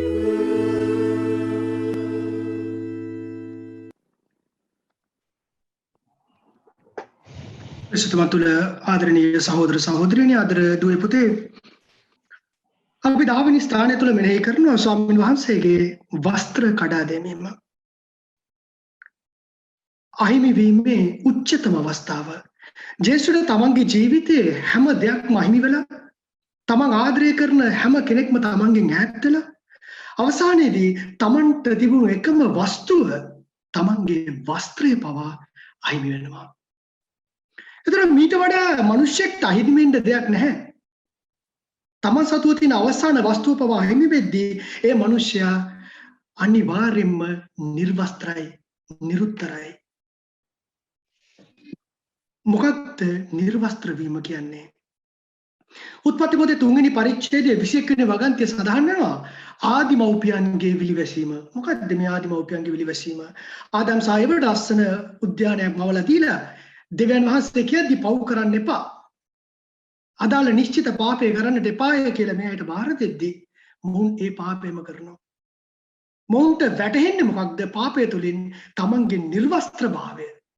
ඒ නිසා මොවුන් මොකද කරන්නේ? දෙවියන් වහන්සේගෙන් හැංගෙනවා. දේවතාත්තා කියනවා ඔබ කොහෙද? අපි හැංගිලා ඉන්නේ. ඔබ හැංගෙන්න හේතුව මොකක්ද? සංගවි සිටින්නට හේතුව මොකක්ද? අපි නිර්වස්ත්‍රයි. කවුද ඔබට කිව්වේ ඔබ නිර්වස්ත්‍රයි කියලා? අපේ පාපය. ප්‍රේමවන්තයනි, අපි පව් කරද්දී අපි නිර්වස්ත්‍ර වෙනවා. ඔබත් මාවත් නිර්වස්ත්‍ර කරන්නේ වෙන කිසිම දෙයක් නෙමෙයි, මගේ ඇතුළාන්තය, මගේ පාපය. බලන්න ජෝසප්ගේ සහෝදරයෝ. ජෝසප්ව නිර්වස්ත්‍ර කරන ඊර්ෂ්‍යාව කියන පාපය නිසා. ජෝසප්ට තමන්ගේ ජීවිතය අහිමි කරන්න උත්සාහ කරනවා. ඒ බලලෝභීකම කියන පාපය නිසා. අද ඔබත් මමත් ප්‍රේමවන්තයනි කරන්නේ මේ දෙහිම තමයි. අපේ තියෙන අවිශ්වාසී භාවයන් නිසා, අපේ තියෙන අතුලාන්ත පාපය නිසා, ඔබත් මමත් පාපයට තියෙන ගිජු භාවය නිසා දේවතාත්තගේ ආදරය ප්‍රතික්ෂේප කරලා, දේවතාත්ත හා තියෙන සම්බන්ධකම ප්‍රතික්ෂේප කරලා අපි පාපේ වැළඳ ගන්නවා. එනිසා ස්වාමීන් වහන්සේගෙන් ඔබටත් මටත් ලැබෙන්නේ බොහොම ලස්සන පණිවිඩයක් මේ නිර්වස්ත්‍ර වීම තුල. නිර්වස්ත්‍ර වෙන්නේ පාපේ නම් අපිට අවශ්‍ය වෙන්නේ දේව ආශිර්වාදය, වරප්‍රසාදය අපිට ආපහු වස්ත්‍රයක් ඇඳ ගන්නට. ඒ වස්ත්‍රය අඳන්නට ස්වාමීන් වහන්සේ මතයු තුමාගේ සුද්ධ වූ සුවිශේෂයේ 27 වෙනි පරිච්ඡේදයේ 35 වෙනි වගන්තියේදී නිර්වස්ත්‍ර වෙනවා. ජේසු නිර්වස්ත්‍ර වෙන්නේ මනුෂ්‍යත්වයේ තුල, පාපයේ තුල නිර්වත් වන මිනිසාගේ නිර්වත වසන්නට, ඔබගේ මගේ නිර්වත වසන්නට. අද නිර්වත විලාසිතාවක් වෙද්දී, අද අපේ දරුවන්ට නිර්වත සාමාන්‍ය දෙයක් වෙද්දී, අද දෙමව්පියන්ට පවා නිර්වත සාමාන්‍ය දෙයක්. අපි පුංචි දවස්වල මට මතකයි අපේ ආච්චිලා සීලා ඒ දවස්වල කියනවා මරියදාව ඇතුව ජීවත් වෙන්න කියලා. අද දන්නේ නැහැ දරුවෝ මරියදාව කියන්නේ මොකක්ද කියලා. අද අපේ දෙමව්පියෝ දන්නේ නැහැ මරියදාව ගැන. අද නිර්වස්ත්‍රභාවය අපිට විලාසිතාවක් වෙලා, දේව සම්බුද්ධතාවය අහිමි වීම අපිට සම්ප්‍රදායක් වෙලා, චාරිත්‍රයක් වෙලා, පාපය තුල ජීවත් වීම අපිට සාමාන්‍ය දෙයක් වෙලා. එනිසා ප්‍රේමවන්ත සහෝදර සහෝදරියන්, ආදරේ දුවේ පුතේ, අපි ආඥා කරමු මේ ස්ථානයේදී ජේසුට කන්නලව් කරමු අපිට අපගේ පාපය අවබෝධ කරගන්නට උදව් වෙන්නට කියලා. මගේ නිර්වස්ත්‍රභාවය, මගේ අතුලාන්තය මට තේරුම් ගන්නට ඒ දේව තාත්තගේ වරප්‍රසාදයෙන් මාව ආලේප කරන්නට කියලා අපි ආඥා කරමු. විශ්වාසය තුල ජීවත් වෙමු. දේව තාත්තට ආරාධනා කරමු මගේ නිර්වත වසන්නට. ජේසු ඒ තමන්ගේ නිර්වත ප්‍රදර්ශනය කරමින් කරපු ඒ පරිත්‍යාගයට යම් කිසි එකතුවක් කරන්නට, වරප්‍රසාදේ ජීවිතයක් ගත කරන්නට, මාව ස්පර්ශ කරන්නට කියලා යාඥා කරමු.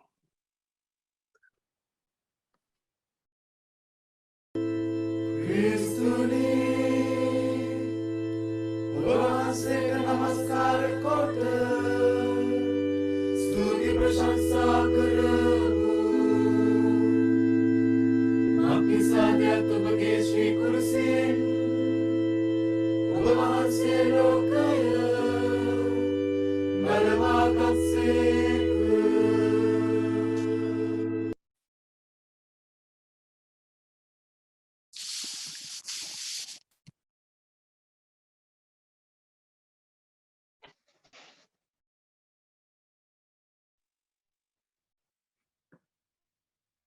ප්‍රේමවන්ත සහෝදර සහෝදරීන්, අපේ මෙම ස්ථානයේදී අපගේ මෙනෙහි කිරීම පළමු ස්ථානයේ එක්තරා සංවාදයක් සම්මුඛින් ආරම්භ කරමු. යේසුස් වහන්සේව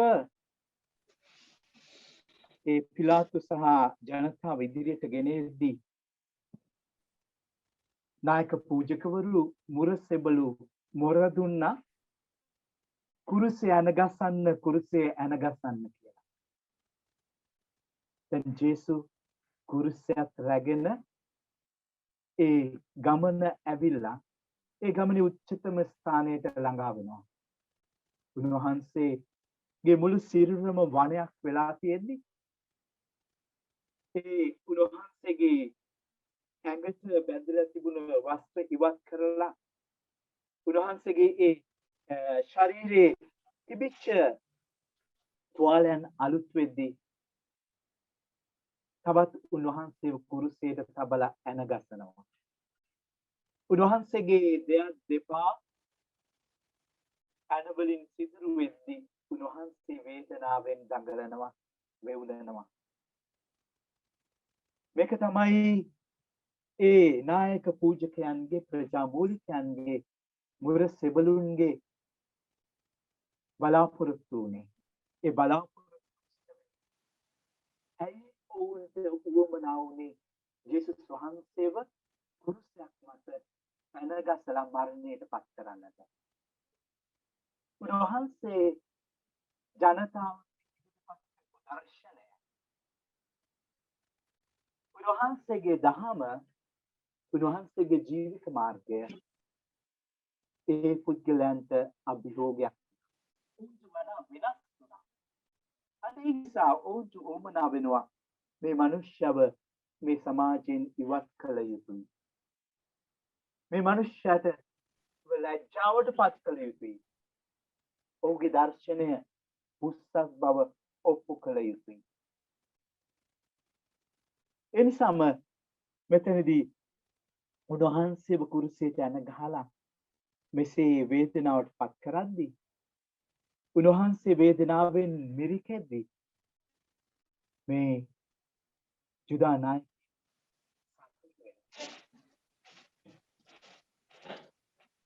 ඇත්තටම අපි පොඩ්ඩක් අපේ ජීවිත වෙතට හැරී බලද්දී අපි යම් කිසි අපගේ අභිප්‍රායක් ඉෂ්ට වෙනකොට සන්තෝෂ වෙන සාධාරණ දෙයක්. ඒක කෙසේ විය යුතුයි, ඒක අපේ අයිතියක්. ඒක දෙවියන් වහන්සේගේ අභිප්‍රායය. මනුෂ්‍ය ජීවිතයේ අපේක්ෂාවන් මල්ඵල ගන්වා ගැනීම දේව අභිප්‍රායය. දෙවියන් වහන්සේ සතුටු වෙනවා. ඒකයි උත්පත්ති පොතේ මනුෂ්‍යව මවලා මනුෂ්‍යයාගේ මනහර බව දැකලා උන්වහන්සේ සතුටු වුණා. ඒ වගේම උන්වහන්සේ කිව්වා ඵලයන් පුතේ ඉදිරියට මේ ලෝකයේ භාවිතා කරපන් සෑම මනුෂ්‍ය වර්ගයම යහපත වෙන්නේ. ඒ නිසා ඉදිරියට යන්නට අභිප්‍රායන් මල්ඵල ගන්නවා ගැනීමට දෙවියන් වහන්සේ මනුෂ්‍යයට බලාපොරොත්තුවක් දුන්නා. නමුත් අපි මෙම ස්ථානයේදී දකිනවා මෙම නායක පූජකයන්ගේ ඒ ප්‍රජාමූලිකයන්ගේ අභිප්‍රාය උනේ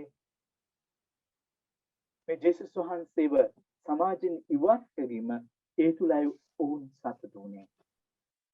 අපේ ජීවිත දිහා හැරලා බලද්දී බොහෝ අවස්ථාවල අපිට අභියෝගයක් වෙන, අපිට වඩා වෙනස් වෙන, එහෙම නැත්නම් අපිට වඩා වෙනස් භාෂාවක් කතා කරන, එහෙම නැත්නම් අපිට වඩා වෙනස් ජීවිත ක්‍රමයක් ගත කරන, එහෙම නැත්නම් අපිට වඩා විශ්වාසයෙන් වෙනස් වෙන, වෙනස් විශ්වාසයකට අයිති ජන කොටසක් අපිට අභියෝගයක් වෙනවා. එහෙම නැත්නම් අපිට වඩා වෙනස් අපි උන්ව එක්ක විනාශ කරන්නට, එහෙම නැත්නම් ඕන පහත් කොට සලකන්නට, ඔවුන්ගේ වැටීම වෙනුවෙන් කටයුතු කරන්නට බොහෝ විට ඉදිරිපත් වෙනවා, ක්‍රියා කරනවා. ඒ වගේම තමයි අපිත් එක්ක එකට ඉන්න, අපේ එකම භාෂාව කතා කරන, අපිත් එක්ක එකම විශ්වාසය බෙදා ගන්න අපේ සහෝදර සහෝදරයන් අපිට වඩා ජීවිතයේ ඉදිරියට යද්දී අපේ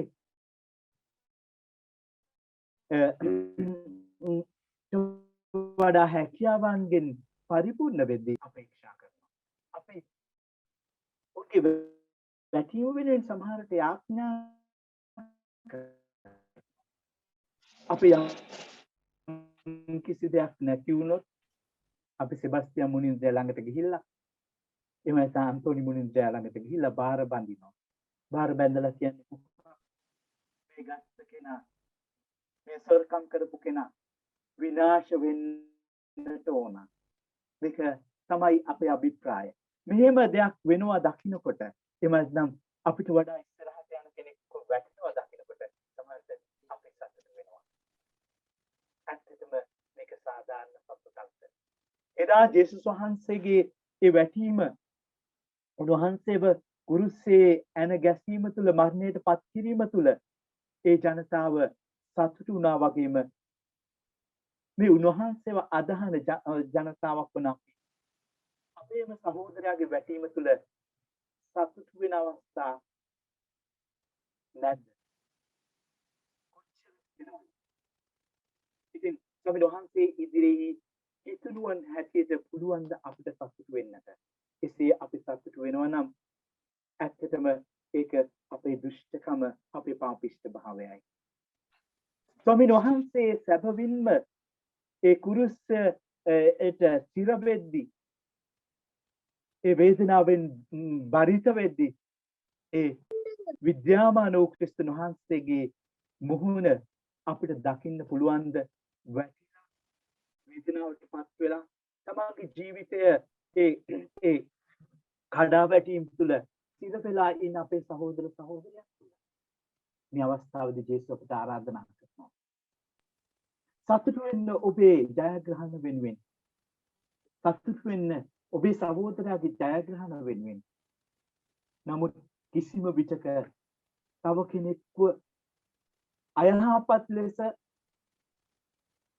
හෙලා දකින්නට, ඔහුගේ කඩා වැටීම අපේක්ෂා කරන්නට, ක්‍රියා කරන්නට එපා කියන එක. ඒ වගේම වැටුණු අපේ සහෝදරයා ඔසවන්නට මිස ඔහුට විසුළු කරලා ඔහු තව තවත් විනාශ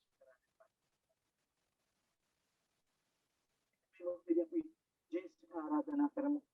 අපි උන්වහන්සේගේ ඒ දුක් ප්‍රාප්තියේ ගමනට සම්බන්ධ වූ මේ මොහොතේදී අපව ඔබතුමා සමග එකමුතු කරගන්නට කියලා දේවතාත්තා ඉදිරියේ අපට ශක්තිය දෙන්න වැටුණු අපේ සහෝදරයා වෙනුවෙන් යාඥා කරන්නට. ඔබ වහන්සේ කිව්වා ඔබේ සතුරාට ප්‍රේම කරන්න, ඔබට අයහපත කරන පුද්ගලයා උදෙසා යාඥා කරන්න කියලා. මේ මොහොතේදී යේසුනි අපි ඔබ වහන්සේගෙන් ඉල්ලනවා අපට ශක්තිය දෙන්න, අපට මඟ පෙන්වීම දෙන්න. සැබවින්ම අපේ සහෝදරයාගේ වටිනාකම් තේරුම් ගන්නට, අපගේ සහෝදරයාගේ වටිනාකම අගය කරන්නට, ඒ වගේම වැටුණු අපේ සහෝදරයා නගා සිටවන්නට අත දෙන්නට මිස ඔහුව එලා දකින්නට, ඔහුව විසුළු කිරීම තුළ තවත්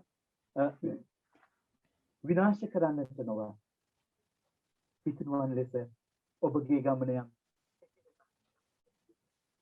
12 වන ස්ථානය. ජේසුස් ස්වාමි දරුවෝ කුරුසියේ උකුත් වනසේක. ක්‍රිස්තුනි ඔබ වහන්සේට නමස්කාර කොට ස්තුති ප්‍රශංසා කරමු.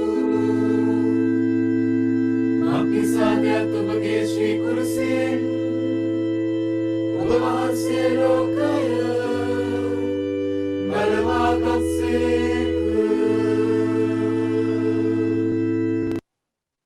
ක්‍රිස්තුතුමන් තුළ මා ප්‍රියාදර සහෝදර සහෝදරවරුනි, මෙතෙක් දුර අපි ගමන, උන්වහන්සේගේ ගමන අපේ ගමනක් කරගෙන අපි ආවේ. සුදව සුවිශේෂයේ අපි මෙතෙක් වෙලා ඒ කරපු සෑම භාවනාවත් තුළින්ම 11 වනි ස්ථානයත් සමගම උන්වහන්සේගේ කුරුස ගමනේ විශේෂ සන්ධිස්ථානයකට අප එනවා. ඒ උන්වහන්සේගේ ගමනේ ඒ කුරුසය මත උන්වහන්සේගේ ඇන ගැසීම සහ ඉන් පසුව උන්වහන්සේගේ කුරුසේ මත උකුත්වීම. ශුද්ධ ලූක්තුමාගේ සුවිශේෂයේ 23 වෙනි පරිච්ඡේදයේ 44 වෙනි වගන්තියේ සිට 46 වෙනි වගන්තිය දක්වා එය මත්දහන වේලාව පමණ විය. රට පුරා අන්ධකාරයක් පහළ වී එය සවස 3 දක්වා පැවතිනි. හිරු අඳුරු විය. දේව මාලිගාවේ තිරය දෙකඩව ඉරී ගියේය. ජේසුස් වහන්සේ මහා හඬින් මොරගසා. ජේසුස් වහන්සේ මහා හඬින් මොරගසා. පියාණනි, ඔබ හස්තයට මාගේ ආත්මය භාර දෙමි වදාළසේක. ප්‍රේමය සදාතනිකය. එයට නිමාවක් නැත. මේ මොහොතේ කුරුසිය පාමුල සිටින ඔබත් මමත් නිහඬව යාඥා කරමු. මේ මොහොතේදී උන්වහන්සේට අපට නැතිව යන්නේ උන්වහන්සේගේ ශාරීරික ජීවිතය පමණයි. උන්වහන්සේගේ ශාරීරික අවයන් වල නිමාව පමණයි. නමුත් උන්වහන්සේගේ ඒ දේවත්වයේ දෙනෙත් උන්වහන්සේගේ දේවත්වයේ සවන් උන්වහන්සේගේ දේවත්වයේ නෙත් අප සමගයි. උන්වහන්සේ මුළු මිනිස් වර්ගයාගම වේදනාවන් උන්වහන්සේ පිට ගත්තේ. අපගේ පරාජයන් අපගේ පවාදීම් තනිකම අපගේ දිල්ලිදුකම් අපගේ අසනීපයන් අපගේ මරණයන් උන්වහන්සේ කරගත්තා. උන්වහන්සේගේ ආදරයට සීමාවක් නැත. සමහර වෙලාවට ඔබගෙත් මගෙත් මනුෂ්‍ය බුද්ධියට මෙය ගෝචර වන්නේ නැතිවෙන්නට පුළුවන්. අපි හිතනවා බොහෝ වෙලාවට වේදනාව දුක්ඛ කියන්නේ අපිට උරුම උදයක් කියලා නෑ ප්‍රේමවන්තයනි. උන්වහන්සේගේ ජීවිතේ කොටසක් වුණා ඒ වේදනාව, ඒ මරණය. මේ හැම දෙයක් තුළින්ම අපි මොනවද සොයන්නේ? ඔබත් මමත් අපේ ජීවිතයට අර්ථයක්. උන්වහන්සේගෙන් අපි ඉල්ලනවා දෙවියනි මා මේ දේශයේ ඉඳගෙන ගෙවන ජීවිතයට අර්ථය මොකද්ද?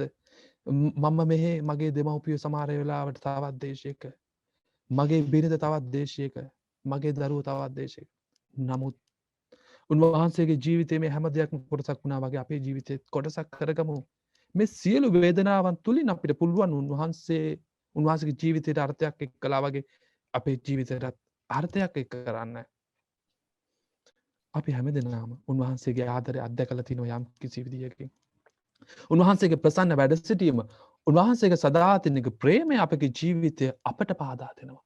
ඒ ආදරය කුරුසේ ආදරය සංකේතයක් එය අපිට පහදා දෙනවා.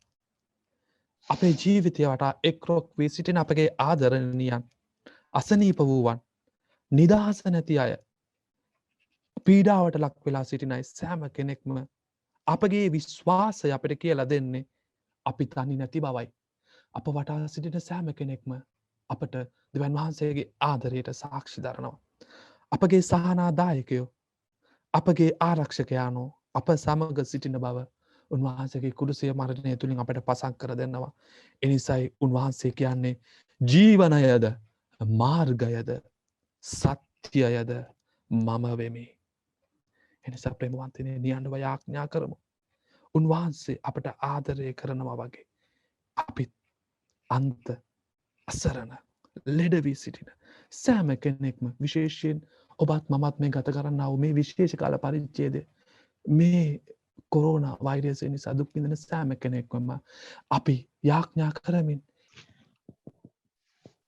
ජේසුස් ස්වාමිනී ඔබ වහන්සේගේ කුරුසේ ගමන ගැන මෙනෙහි කරමින් අපගේ ජීවිත දිහා ආපසු හැරී බැලීමක් සහ ඉදිරියේදී අපි ආ යුතු මඟ ගැන මෙනෙහි කිරීමට අපට අවස්ථාවක් දුන්නාට ඔබ වහන්සේට ප්‍රශංසා වේවා, මහිමේ වේවා. ඔබගේ මුළු ජීවිත කාලය පුරාවටම කුරුස ගමනේදී වගේම පියාණන්ගේ ආදරය ඔබ වහන්සේට ශක්තියක් වුණා. උත්ථානයේ බලාපොරොත්තුව ඔබට ශක්තියක් වුණා. ඒ වරප්‍රසාදය අපටත් දානය කළ මැනව. විශේෂයෙන්ම ජීවිතයේ පාවාදීම් වලට මුහුණ දෙන්නට සිදුවන අවස්ථාවලදී, උපකාරයක් නැතිව තනි වෙන අවස්ථාවන් වලදී, දැඩි ශාරීරික හා මානසික පීඩාවට මුහුණ දීමට සිද්ධ වෙන අවස්ථාවේදී ඔබ අපත් සමග ගමන් කරන බව නිතර විශ්වාස කරන්නටත් ආදකින්නටත් අපට වරම් ලැබේවා. එමෙන්ම ඔබ වහන්සේ අපගේ ආදර මෑණියන් අපත් සමග නිතර ගමන් කරන බව අපට පසක් කළ මැනව. අපට උපකාර කරන අපේ කාලේ සීරණේ සීමෝන් වැනි අය වෙනුවෙන් ඔබ වහන්සේට ප්‍රශංසා කරමු. අපට සැනසීමක් දීමට වෙහෙස දරන වෙරෝනිකාවන් වැනි අය වෙනුවෙන් ඔබ වහන්සේට ප්‍රශංසා කරමු. එමෙන්ම අපත් සමග නිතර දුක සැප බෙදා ගන්නා සියල්ලන්ද ආශිර්වාද කළ මැනව, රැක බලාගත මැනව. අපගේ මහන්සිය, අපගේ බලාපොරොත්තුන් ආශිර්වාද කළ මැනව. අපගේ රැකිස ආරක්ෂාවන් ආශිර්වාද කළ මැනව. අපගේ දරු පවුල් ආශිර්වාද කළ මැනව. අප දරුවන්ගේ අනාගතය ආශිර්වාද කළ මැනව. ස්වාමින් වහන්සේ ඔබ සමග වනසේක්වා. ඔබ සමග වනසේක්වා. දේවාශිර්වාද ලබා ගැනීමට හිසනම යාඥා කරන්න. පියවරුන් ආශිර්වාද කරන්න. සියලු සැනසීමේ උල්පත වන දෙවි පියාණෝ ඔබ ආශිර්වාද කරත්වා. ආමෙන්. ආමෙන්. කුරුසේ මරණයෙන් අප පාපවලට වන්දි ගෙවා උත්ථානයෙන් අපට ස්වර්ගය හිමි කර දුන් ජේසුස් වහන්සේ ඔබ ආශිර්වාද කරන සේක්වා. ආමෙන්. ආමෙන්. අප සමග නිතර වැඩ සිටිමින් අප ජීවිතාලෝකයේ වන ශුද්ධාත්මයන්න් ඔබ ආශිර්වාද කරන සේක්වා. ආමෙන්. සියලු බලැති දේ මහෝත්තමයන්න් වන පියාණෝද පුත්‍රයාණෝද ශුද්ධාත්මයන්ද ඔබ ආශිර්වාද කර ඔබ රැක බලා ගන්නා සේක්වා. ආමෙන්. ජේසුස් පිහිටයි. ජේසුස් පිහිටයි.